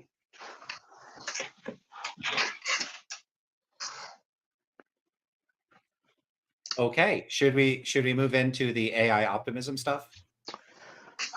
Sure. So wait, if I just like comment, then I guess it's gonna have a timestamp, right? So I can just say like yeah after this. Yeah, yeah, yeah. Okay, so yeah, I guess um this was like a few months ago now. Me and Quentin Pope, who's like another AI researcher, he's actually a PhD student at Oregon State University. Um, we, we both we kind of followed a similar trajectory. Like both me and Quentin got into like AI safety research because we were concerned about AI apocalypse. And we both kind of went through this process of like thinking carefully about the arguments, thinking carefully about like deep learning and what was happening with the field, and kind of both came to the conclusion that like yeah, like the risk is like way less than we thought. It's like I don't like putting numbers on things, but like I'm like at one point I publicly said that I think the probability of doom, like a existential catastrophe where the primary cause was like we failed to control the AIs or something. The probability of that is like less than 1%, right? I kind of like got to around that level.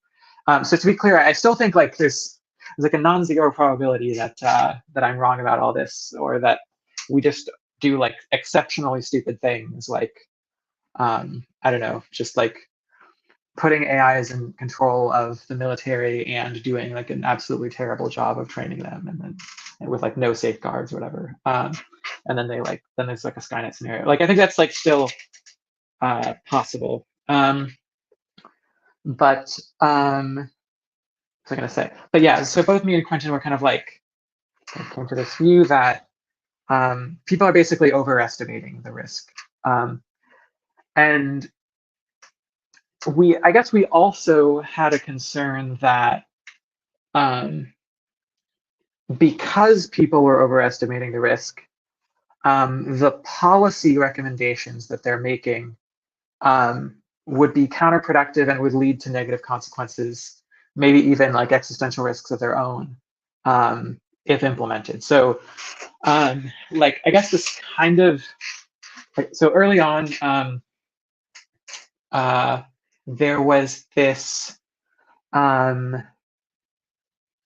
effective altruist forum contest. So the effective altruists have this website where they like make posts and stuff and discuss things. They had this contest where they were inviting people to write essays on the topic of AI pause. So AI pause is like this very specific, concrete, or not, well, I'm not sure how specific it is, but it is like somewhat specific, concrete policy proposal where people are saying that, because AI is so likely to kill everyone, or like the risk is so high that we really need to pause development of like future of like new AI systems, so that we can do more work on like AI safety or like AI alignment or whatever. And I had kind of come to the view that this was not a good idea, that it would probably backfire and like make it would actually increase the risk of like of a doom scenario, and would probably also have other consequences. So I was like invited to contribute to this contest. I wrote an essay for the contest called like AI will likely backfire. Actually, I think yeah. AI pause. Sorry, AI will likely backfire. AI pause will likely backfire. Let's see if I can like bring it up. Yeah, so this was like in September of last year. I wrote this thing. I guess I'll share my screen. And I mean, yeah, so I don't know if it makes sense to like go into like all the arguments here, but I'm basically like, okay, first of all, the risk is just like low to begin with. And actually some of the arguments that I like later put in a post that we'll get to actually started here. I was like, okay, AIs are white boxes. Maybe I should go into this argument. Do you think I should go into this argument? Go for it. Yeah, okay. So the outline of the whole post is like, kind of like, okay, the risk is just like low to start with. And then because the risk is low to start with, it's a lot easier for the like negative side effects of the policy to like overwhelm the like first order positive effect of doing a pause. That's like basically the idea.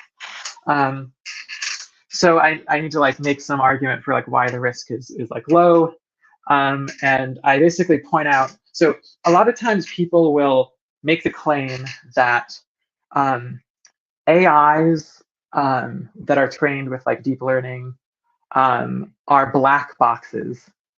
And what they mean by that is something like, well, no human like designed all the different components, or like some of the components are actually designed, but like no, it's not like a human sat down and like wrote all the code that like determines exactly what the AI is going to do in like every situation. Like most of the AI's behaviors are just learned using like this algorithm called gradient descent, and it's similar to a human actually, in that like nobody, when you have a kid, you don't like sit down and write code for your kid. You just enculturate the kid. You have the kid learn from experience. But a lot of people think that's like, this is a bad thing, because we should want to have this kind of mechanistic low level understanding of like how the AI works or something like that. And they think that this is really important. And basically I kind of proposed a different framing of this. So I basically kind of pointed out, okay, the metaphor of a black box existed prior to the whole like AI revolution or whatever. It kind of comes from like computer security and stuff. And the idea in computer security is like something is a black box if you literally don't know like what code it's executing. Like you just don't have access to the code or like its internal like operations. So like that is like a literal or more literal notion of like what it means to be a black box. And I point out that so humans and animals, like dogs or cats or whatever, the types of animals that we think we might be able to align, right? You can like train a dog or whatever to be friendly. Humans and animals, which we tend to think are easy to align or like easier to align. Humans and animals are black boxes in this sense. Like we just can't observe like their actual neural firings like almost at all. Like we have like some ways of like looking into brains like EEG or fMRI, but these are like very like low resolution. They're like not telling you most of what's going on. We of course still don't have a human connectome, which would tell you like all the different connections between neurons. And even that wouldn't be enough to like actually like simulate the brain or whatever. So we basically don't know what is going on in a very literal sense. We just like can't observe it. It's like unobservable to us what's going on in a human brain or an animal's brain. But by contrast, we can observe everything that's going on in an AI's brain. So that they are computer programs. We can observe like, yep, these are these are like the neural firings going on in like this region of the AI's brain. We can intervene on them. We can just say, oh, I'm going to like go in and change these activations to something else. And people are actually starting to do that. And some of my own research is actually in that vein. It's like intervening on the AI's kind of brain processing as it's functioning. So we can both observe and intervene on all of the like detailed low-level processing that's happening inside an AI's brain. Which is something we can't do at all for like biological organisms. And because of and I also argue that this matters. This is like very important. The reason it's important is that we can use algorithms, and a lot of people aren't familiar with these. So we use algorithms called gradient descent and backpropagation. So in order to like fully understand this, you kind of need to take Calculus 3. But so I won't give you a crash course in Calculus 3, like multivariate calculus, but I'll just say that like we can like use mathematics to like precisely compute the exact update that needs to be performed on the neural connections inside an AI's brain in order to achieve some goal. Like, we're trying to make the AI's brain better at predicting next token, or we want to make the AI's brain more likely to like do X action and not Y action in this scenario. We can use gradient descent to like we can use backpropagation to compute the exact update to the AI's internal connections to achieve this effect. And basically so backpropagation is like computing the little update. You always make a small update so that you kind of don't wreck the whole thing. If you make a small update to the connections, then things kind of are more stable. So you use backpropagation, you make like a small update to the connections, and then you like keep doing this iteratively. You like backpropagate, you compute the little update, you like update a little bit, do backpropagation again, you have another update. You just like keep doing this. You're kind of like turning these little knobs a little bit at a time. And every time you're using calculus to determine like the exact knob update that you need to make. And this is like how this is like the standard way that all of deep learning works. This is like how GPT-4 is trained. This is how Claude 3 is trained. And this is just something that we definitely do not have available to us for humans or for animals. Like for humans and animals, since they're black boxes in this literal sense that I'm using, we just have to use like carrot and stick incentives. We just have to kind of like, we have to enculturate them in this much looser sense where we're just exposing them to like, positive role models or whatever. But like, we can't literally like you can't literally update your kid's brain to like, more closely approximate this role model or anything like that. But we can do that with AIs, and we do it all the time. It is like the standard way to train AIs. And I think this is really important because a lot of the kind of analogies that people will use, basically like the analogies that people will use to argue for like AI doom or whatever, are basically eliding this distinction between like black box and white box methods for like aligning an agent to your values. We have access to both black box and white box methods for AIs. For humans, we only have black box methods, and they work like for the most part for humans. Like we can mostly kind of like enculturate humans to be like nice on average or something, but they're like highly sometimes people turn out to be psychopaths if psychopathy exists.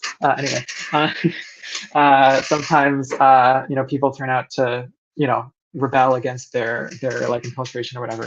So while black box methods work okay for humans, they're not great. And with AIs, we have this like much more powerful white box set of tools. And yeah, I guess are there any questions about that so far, or any? I don't have any. I read all this, so I'm good on going through this. But maybe people that are around, if you have questions, feel free to ask. Okay, so this is like the main argument that I make in this post, and I combine it with some other arguments about why we should expect an AI pause to be counterproductive. I mean, I basically say that like ideally, what the pause proponents would ideally like is if there were an internationally enforced treaty where like all countries, or at least like all countries that have like some chance of contributing to AI research, would just like agree to like globally pause their like AI capabilities research, and that this would be enforced like very vigorously so that there would not be like a black market of like AI development or whatever. And then also what like the ideal thing would be that they would like there'd be some there'd be like some global body that would like agree when it's time to lift the pause, because like the whole idea is that it's a pause, not a stop, right? I mean, maybe some people actually would just favor completely banning like AI indefinitely. But the like official proposal is to pause and then lift it at some point. But the worry here is like, okay, if you like pause for 10 years or something, and then you lift the ban, this is actually kind of a problem due to what's called hardware overhang. And the basic idea here is that so hardware for training AIs will still improve. I mean, in part because if we're pausing it, we're like pausing like research into new AIs, but like presumably people are still going to be wanting to like run and train current generation AIs. There's a little bit of a question of like how do you actually distinguish between like AI R&D on one hand and like using our current AIs on the other hand. I think it's actually hard to make that distinction, but like somehow the idea is that you would like make this distinction. So there's still going to be like demand for GPUs and stuff, and of course like also GPUs are like dual use. You can't just use a GPU to run games or whatever. So there's still going to be like demand for like GPUs and like other sorts of hardware that are useful for AIs. So that hardware is still going to continue and like continue like developing. I think I think I have the number here. I think it was like I thought it was like 2.5 years. Price performance of GPUs will continue to double every 2.5 years, which is like the average between 2016 and 2021. So if you like estimate that, then like, the hardware is going to get 16 times better after 10 years and 256 times better after 20 years. And if you just like so if you pause for 10 years or 20 years, you lift it immediately, what's going to happen is, okay, you have all these old AI systems and like all this old AI tech, but now you have like new hardware that's like much faster than it was before, like prior to the pause. And so now the AI will be able to like get much faster very quickly because you've basically you've prevented progress, you've prevented people from like exploiting these like improvements in hardware for a certain period of time, and then you just like immediately lift the cap, and then like now you get this like discontinuous improvement in AI capabilities. And I think that if you kind of recall all the way back to like Nick Bostrom's argument about like how AI might kill everyone, there's like this premise where one AI needs to like get to decisive strategic advantage and like be able to like impose its will on everyone else. I think that in a world where you like immediately lift the pause, like it's more likely that like some actors or whatever, or one actor will be able to just like buy all the GPUs and like immediately start like running their AIs on like better hardware. And actually, I still think it's like unlikely that there would be like a doom scenario, but I think that you could get a lot more disruption and more room for like small numbers of actors or small numbers of AIs, one AI, whatever. You basically just have more room for concentration of power if things are like very discontinuous like this. And in general, just discontinuous change seems like kind of bad to cause. Now I'll try to finish up quickly. So of course there's a response to this, which is like, well, okay, so the pause proponents agree that they don't want a hardware overhang, and so they don't want to like immediately lift the pause like in one fell swoop. But Okay, now you need to like do some gradual like lifting procedure. You need to like gradually lift the cap on like AI research. It's unclear how you actually enforce all of this, like how you're actually operationalizing what it means to do like AI R&D or whatever. But somehow you're going to do you're going to like gradually lift the pause. But I guess my worry there is I'm like, well, first of all, it's still going to be more discontinuous than it would be like counterfactually. Um, and also, it seems like you're going to need to get like a ton of like international coordination on like the exact like schedule. Like there's going to be like basically if you don't have like a ton of international coordination, then there's going to be like a bunch of competition between countries to like lift the pause as soon as possible or to just not do the pause in the first place. And I think it's just going to be super chaotic. Like I don't expect that all the countries in the world are going to both agree to do a pause and agree to like the same like carefully reasoned out schedule for like lifting the pause. I think this is going to be super politicized. Like if in the world where this happens, it's going to be like super politicized, and people are just going to be like, not. It's going to be a mess, and I basically think that this there's just like more ways that this could like go wrong and like cause like discontinuous like discontinuities in progress and stuff than ways that it could like actually go well. So anyway, I guess any comments on that? Yeah. So one of the first things that occurred to me is the general concern that people might raise with a regulation or a restriction on something, which is that the people most motivated to comply with that restriction may be the most responsible people out of Yeah, anybody. And so yeah, if you say, hey, let's all pause AI, and then you get like responsible groups to go, okay, uh, one argument I could see people making is that, okay, so you're going to hand the reins over of AI development to people that are more unscrupulous, less yeah, careful, who have worse intentions. And it not only would they like, so one group pauses and these other groups don't. The fact that the other groups would be paused would give the other groups an incentive yeah, to seize that territory. yeah, In the same way, like if everybody agreed, like you had all these countries agree, like everybody in Europe, everybody in the United States and Canada and South America, they all just agree we're not going to do any military interventions.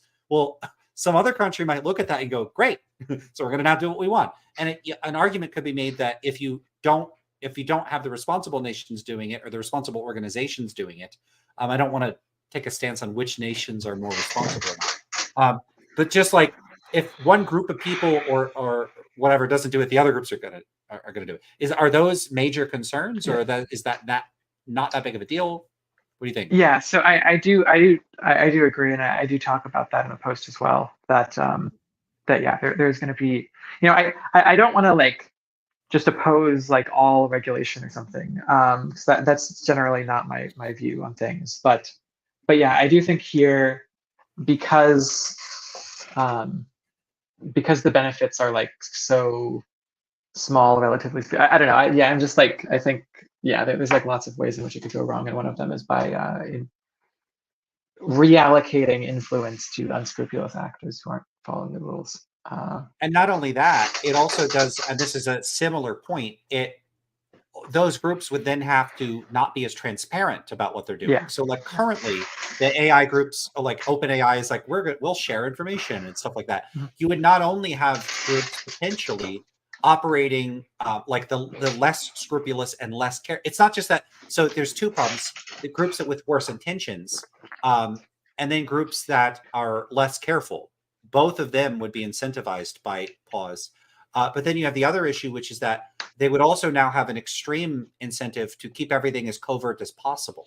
And so yeah, they would develop methods of like they might even use new technologies just to cover their tracks. And so not only would we have dangerous and unscrupulous and less careful people operating outside the limelight, like we wouldn't. It would be very difficult to actually find out what they're doing. So, do we really want it to? Do we want to turn out the lights on AI development and have everything happen in secret? And my suspicion is that people would do that. And this is different than a lot of other cases. Like there's all these coordinated action problems, like handling climate change, handling harm to the environment more generally, handling resource acquisition. This is a case where the incentives are possibly the greatest incentive any groups of people have ever had in the history of the world for developing this sort of thing, to be the first one. There's like all these advantages to being the first one, potentially.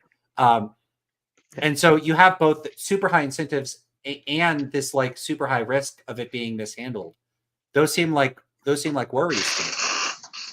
Yeah, I mean, I definitely agree. And I think like, my suspicion and to some extent hope is that by default, there there will be somewhat of a first mover advantage, and there already is, but that we're through kind of competition, like GPT-4, Claude 3, Gemini, they're all like fairly close in terms of capabilities, and I suspect and hope that this will mostly continue, where like we're going to have like a few different, at least a few different organizations that are all like fairly close together in terms of like their like AI progress, so that it's not going to be like it's going to be like very far from a decisive strategic advantage type situation.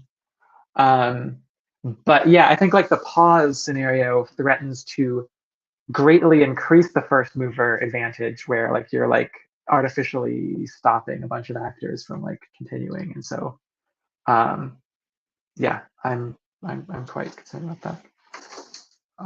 What could proponents of pause say in defense? Because I can imagine a couple. Like one could be, hey, given the resource requirements and other sorts of requirements that would be necessary, like the competency requirements, like you need a bunch of really smart people working on this, and they need a bunch of physical resources. Enforceability might not be that difficult. In the same way, like it wouldn't be that difficult to say enforce some policy against the use of like I don't know, launching rockets into space. Like people would notice. And if it's the same sort of thing, then maybe having a ban, you could say, look, we have all these countries agreeing, but we also have all agreed that none of the rest of you could do it too. And maybe that would be enforceable. So there might be an argument for that, maybe. Yeah, I mean, I think this is like one of the, or I don't know, it's like a decent argument or something. I think we need to like get more specific about like what types of scenarios we're imagining. So like, I think so. I expect that in a world where some number of countries are doing pauses, or at least publicly saying that they're pausing, I also think that probably what would happen in the case of some governments is that they would like pause their maybe civilian AI research, but like covertly, like the military or something is going to like try to like keep scaling up or something like that, and that's like also a worry that I have. But like, yeah, so I guess like in a world where you can get like the US, EU, and like China, and like I guess also, I don't know, like you get like all of like NATO and like US allies and like China on board. Yeah, I guess I start to worry. I do start to worry about like, okay, it seems like at least some countries outside of that block will have an incentive to like try to like bring like, I mean, this would take a while, but like try to bring AI researchers in from like the pausing block, and like try to like build their own like data centers and stuff. But I don't know, maybe that like takes too long or whatever. I think I would still be worried about like coordination internal to the pausing block, where things like, oh, the military tries to like scale in breach of the pause treaty. Now, I think you might have been suggesting like, well, maybe we could like enforce this because you would be able to tell from, I don't know, you'd be able to tell that they're like amassing a bunch of compute or something. I mean, I think that's possible, although I'm still like, I don't know, it still seems like you probably could like figure out ways to like do it without being caught, and it's like probably easier um to hide than like nuclear weapons or something. Especially if you can figure out how to train AIs with like not very much communication between the computing nodes. That's actually the biggest thing right now that's kind of like causing sort of like centralization of like physical centralization of AI compute is that current methods for training AIs sort of require or at least are helped a lot by having the individual like computing nodes being like sharing a bunch of data between each other. Like, but I don't know. It still seems like there are ways, at least partially, around that. And if there were like a lot of like for like reducing the communication requirements, and if there was like a whole lot to be gained by like pretending that you're pausing but not actually pausing, it seems like people would just like do that. Or that, I mean, like you could just like make your training run take longer or something. Like you could like have your compute decentralized in like multiple different locations, so it's like harder to detect. And yeah, it takes longer because there's like communication overhead, but you just like eat that cost or something. I don't know. It seems like I would still be worried about defection. And I think, sorry, this is the last thing I'll say. I think like I think if I were worried, if I thought that like there's a 50% chance that AI would kill everyone by default, like without a pause, I think I would still be against a pause, but I would at least, it would be a lot easier to convince me, because I would just be like, well, we're like maybe like we're like kind of screwed by default, and you know, if this pause thing is like, you know, it's like a lot easier for the pause to turn out to be like positive in expectation or whatever.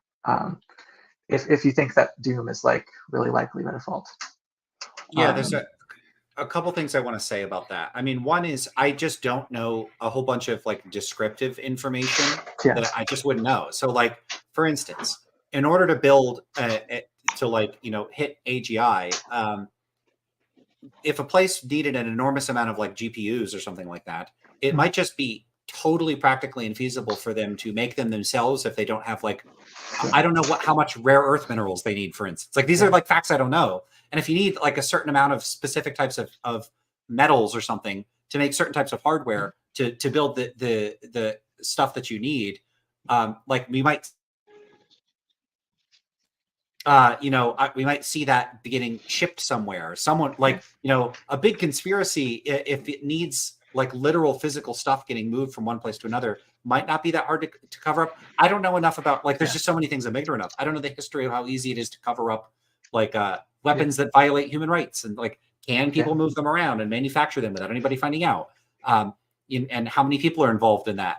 So there would be that. Like the like defections of like getting AI researchers in the U.S. to go to North Korea or something. Like how easy is it to trace? Like if you have all these AI researchers that are like, okay, those people might think, well, I'm not going to work do something like internationally illegal without big incentives. So if we start noticing all these AI researchers that are unemployed and suspiciously wealthy, like that would be a clue. Like, why does this person have 6 yachts and they're not working and they're an AI expert?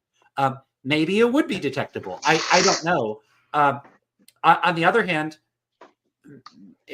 I can see how it could be actually quite easy to cover these things up and for people to not notice, which brings me to the other concern, which is if you really thought AI had a 50% chance of wiping us all out, I would imagine like it's hard to balance out like reasonable pause considerations, because it's one thing to get like the EU to agree to not develop stuff publicly. It's another to like, how do you enforce small private companies and some like some island that's like super decent, like super like open free market type thing that doesn't want to enforce this stuff. What are you going to do? Make them? Like, so our country's going to start strong arming other countries that have like lax policies. Are people going to start violating the like privacy of AI researchers and say, you're too good at AI research, we're going to have to monitor you and see if are you getting a weird money in your bank account? Like, how far do you want to go? Because if you actually think the risk is that high that you would need to shut it down, it looks like that there may be trade-offs that people wouldn't be comfortable wanting to make. And so that limits what you can really do. Yeah, I think I agree with that. I guess it is kind of related to Nick Bostrom's concept of the vulnerable world hypothesis, where he sort of I think, well, it's a little bit unclear like how likely he thinks this hypothesis is, like, but the idea is like if the vulnerable world hypothesis is true, that means that there exist technologies that like we will be able to find or something, such that like a single person or like a very small group of people could just like wipe out all of civilization. I think he uses the example of like, oh, like maybe there's a possible world where it turned out that you can create a nuclear weapon by microwaving sand or something like that. And like if that were possible, then like maybe we would all just be dead or something. And I think he puts like substantial credence and like, oh, maybe this ends up being true. Like maybe it turns out there's like certain technologies like like AI or like I don't know, nanotechnology or something where there's just no way to kind of defend against it. And his suggestions for like how to continue civilization in a vulnerable world are basically to just do a bunch of surveillance, do like very, very invasive surveillance, sort of 1984 style. And he admits that like this is like, we shouldn't want to do this if we don't have to, and like there's serious concerns about like, well, okay, if you're creating 1984 to protect everyone, I mean, like, is that itself just like a dignified existence? And maybe like certain governments, like depending on who's controlling the government, maybe like okay with 1984 if it's like the right people in charge, but then like if the wrong people get in charge, then it's like really like in soft 1984, and you're kind of like, by constructing this like total surveillance apparatus, you're like greatly increasing the chance of that type of existential catastrophe. So I am actually like somewhat concerned about this type of thing. Like I think, this, like really invasive totalitarianism is, I think, could be greatly facilitated by AI, and it's possible to create 1984 type scenarios, or even worse, more like kind of Borg-like scenarios where we're literally like doing mind control on people and stuff. I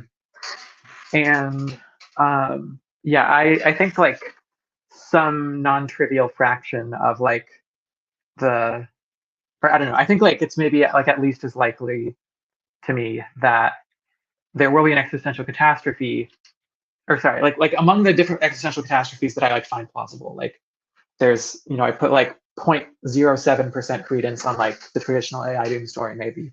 And I think maybe I put like 1%, like at least that much probability mass on like these like scenarios where we have like 1984. So I think that is like another concern, that like it does seem like the types of things that you'd have to do to enforce a pause are at least like several steps down the road toward like a 1984 type scenario.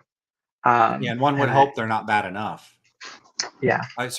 They're not so bad. Like one would hope that what you would have to do to enforce adequately wouldn't be that far up the road towards a 1984 scenario. because that is itself a kind of existential risk. Wouldn't want to be born into a world like that. Yeah. Yeah. That and that stuff is scary. Yep, I agree. Did you cover everything you wanted to cover in the article? I think so. Yeah. I mean, I think this is so. I should have brought this up because this was in some ways like the first AI Optimist post, even though it's not like it started out on the Effective Altruist forum. But the first, we also like added some posts like retrospectively, like these are posts that that were first put on like Less Wrong or whatever, and then we added them later. But the first one that was like this AI is easy to control. This is from November, and this was like the first kind of new post that we put on the website after the pause thing, and it sort of it has the white box argument in it, and it also has like a couple other arguments. Show me. Yeah, I think we might have like alluded to some of them already, but yeah, there's just, it looks like research into controlling AI is already is and will continue to be much easier practically, and also that we have like much fewer like moral qualms about doing control research on AIs than we do for humans. And so we should expect that like kind of asymptotically as we like project out into the future that our ability to control and align the values of AI should like only increase basically.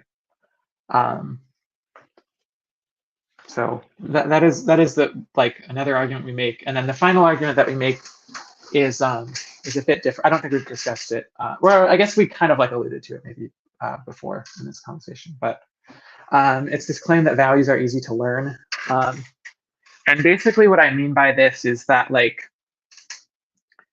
I think that, when you're training an AI on like a bunch of human data, you're like training it as like a culture sponge, that, there's certain patterns that it's going to pick up on first, because they're just like very frequent and like obvious and common in the training data.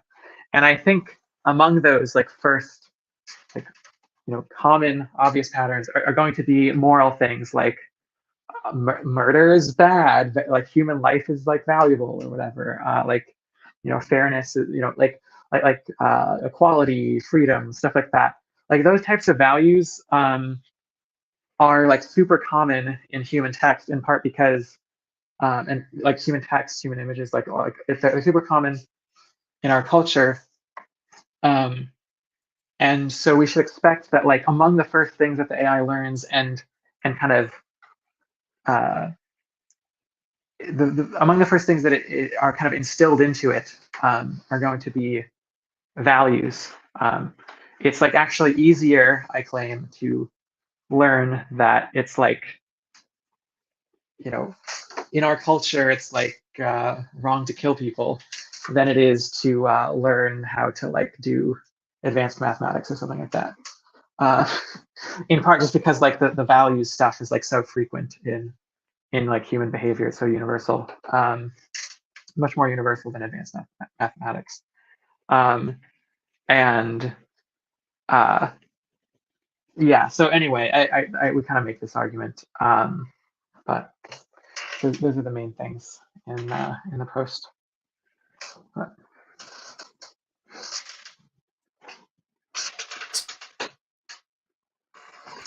Does that cover all the main points we wanted to cover? Possibly. I mean, I guess if we really wanted to, we could like dive into the counting argument, but I'm not sure I want to do that. That would so like the counting argument thing is it gets pretty involved. It is like philosophical though, so I don't know. I guess maybe that's something to table for another time. Yeah, we could do that. So I think we're close to like where we could start wrapping up, because you only got 10 minutes to go until we beat the record. Yep. So would it be okay if I asked you a couple more like broad questions that are like tangentially related? Okay, so one of them is just generally where philosophy falls into the picture on like all this AI stuff, because it will come up, but there's like all these technical questions and practical questions that like abstract metaphysics, I think, is not super well equipped to address. But Yeah. there's a strange relationship between philosophy and like the less wrong world and the AI risk world that I've never been fully capable of pinning down. I don't really understand that relationship because in one sense, these communities that emerged seem to be operating like somewhat like outside the bounds of like standard analytic, like mainstream philosophy. But often some of the concepts come up or are relevant in certain cases. Because like in that first orthogonality thesis article, like objective morality comes up. But from my perspective, that's such an implausible view. It would be like worrying about what like God is going to do. Like I think moral realism is less plausible than theism. So like I'm less concerned about moral realism being true than like God getting mad at us making AI. And yet, because these ideas sort of trickle into these considerations from the philosophical world, that seems like it seems detrimental to me. I feel like the bad ideas of philosophy shouldn't be tainting our, like, we shouldn't be like putting out brush fires that aren't real. So that's a concern of mine. But then I also feel like some aspects of philosophy provide the conceptual resources or tools to be useful. And one of them is, I think, a pragmatist outlook on things. I guess I'm just commenting. I don't know if you have thoughts on any of that.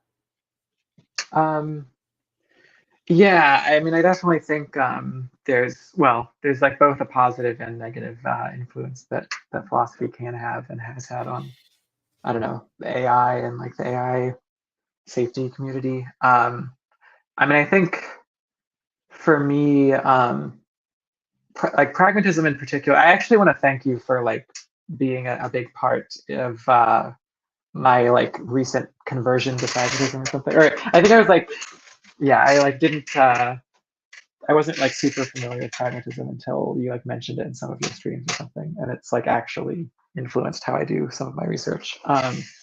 So I think like pragmatism in particular is like pretty useful and important in like interpretability type stuff.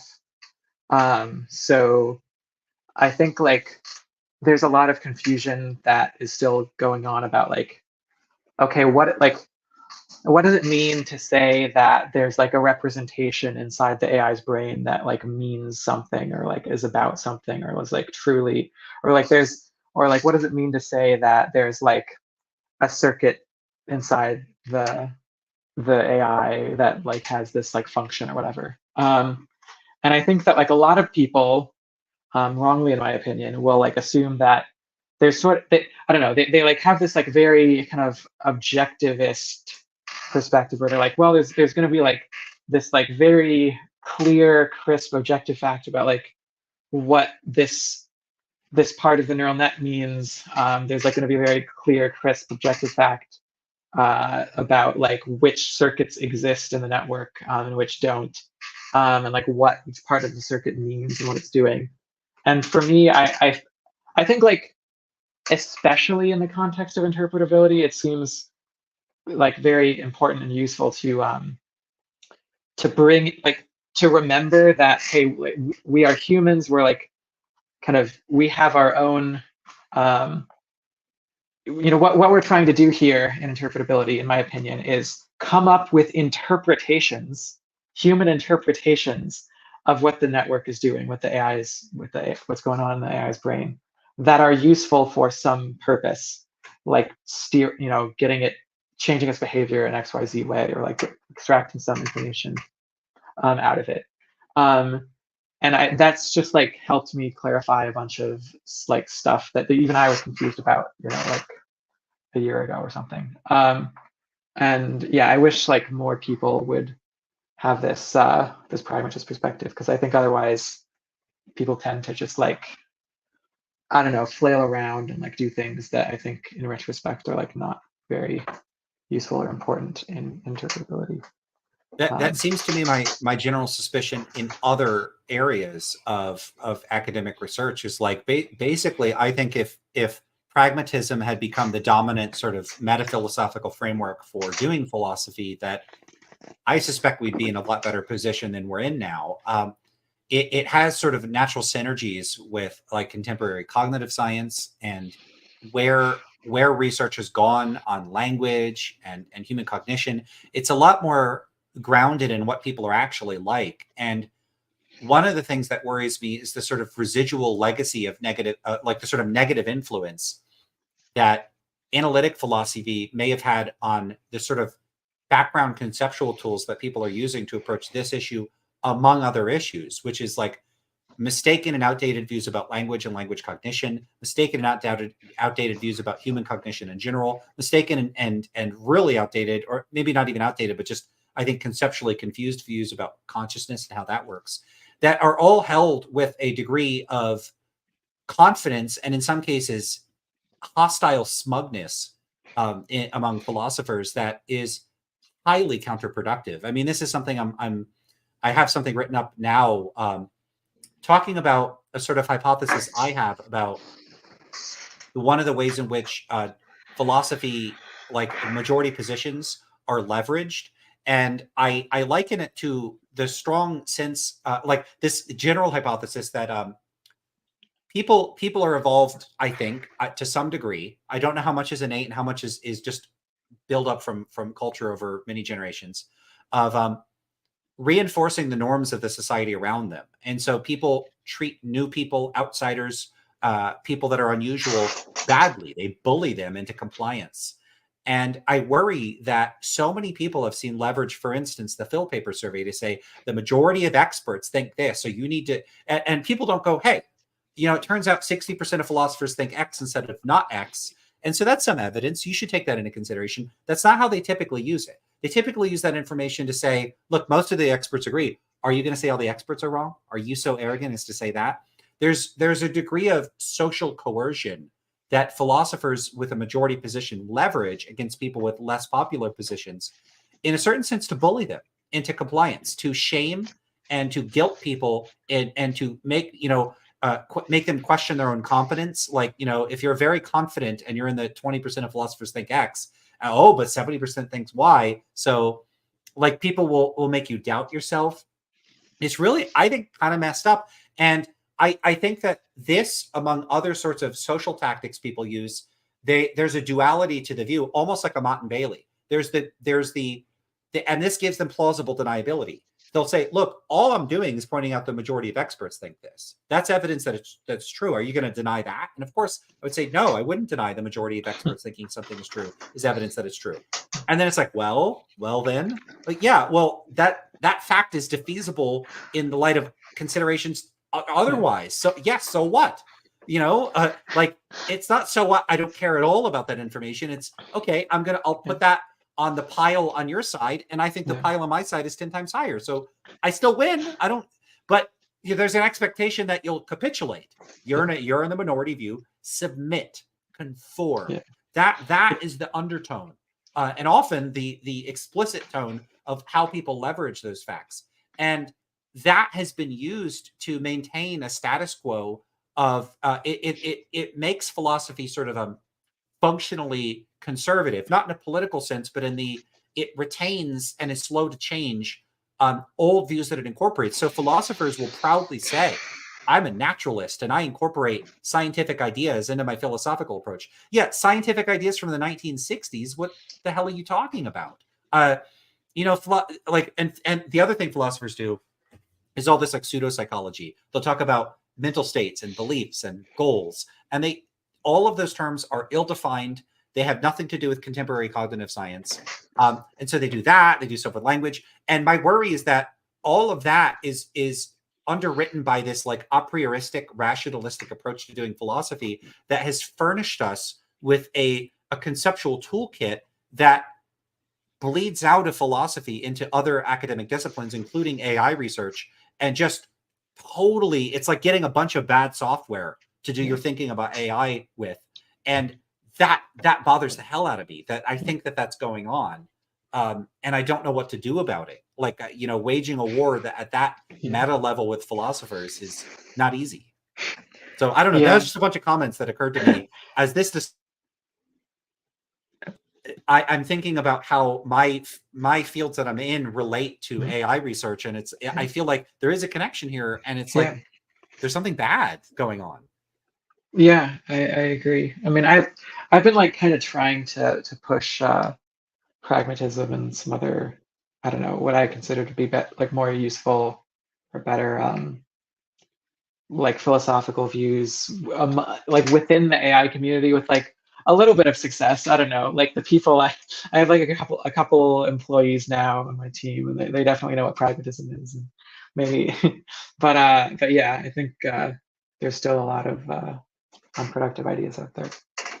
Um, yeah, We passed the limit, by the way. So we congrats on being the did, we longest stream did. ever. Oh my goodness, yeah, okay, cool.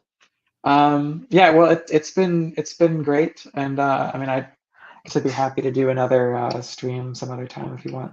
We got to hit more than 4 hours. I don't know if Oh there's. my, I think we covered a lot. okay. Well, we Do just you, passed 4 hours. Go ahead. yeah.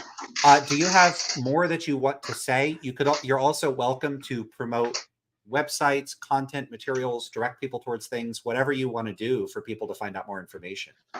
Yeah. So I mean, optimists.ai or optimists.org, which actually redirects to the same place, and we spent too much money on optimists.org because we kind of, anyway, whatever, it's a long story, but both of those domains like link to our posts, and what else? I mean, if you're interested in like doing actual like research with me or whatever, I mean, eleuther.ai is like, so eleuther is ELEUTHER.ai. That's like the website of our organization, and you can like join our Discord server through that thing, and just like, yeah, like the whole interpretability section of that um, Discord is kind of like my domain or whatever. So it's pretty easy to get in touch with me once you're on there. Um, Other than that, I don't know. I tweet a lot, probably too much. I'm Nora Belrose on Twitter. Yeah.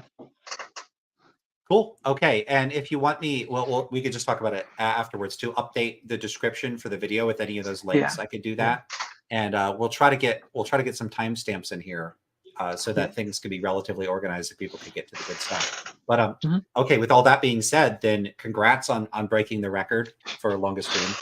Awesome. And this has been really cool for me. And I saw a comment from Nathan earlier, like this conversation is really good. So I like getting that kind of feedback. I hope you do too. So hopefully, this being a new topic, people enjoyed it, found it informative, and it's something fresh and new. So okay, thanks everybody for being here. Any final words from you? I don't want to put you on the spot, but I don't think so. okay. Okay. So thanks everybody. And then all the standard sorts of things that you can do for these videos. If you're not subscribed to the channel, please consider subscribing. If you haven't liked the video, please do that. You're welcome to leave comments in the comment section. I try to do my best to address them. I don't always do so.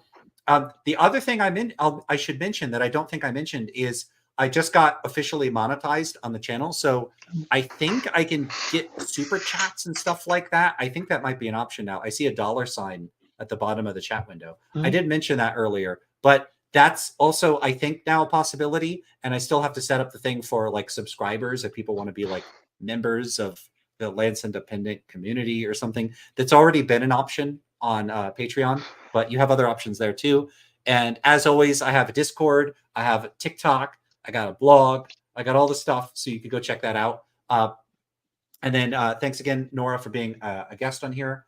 And yeah, we will call it a day there. So see you later, everybody, and thanks for sticking around.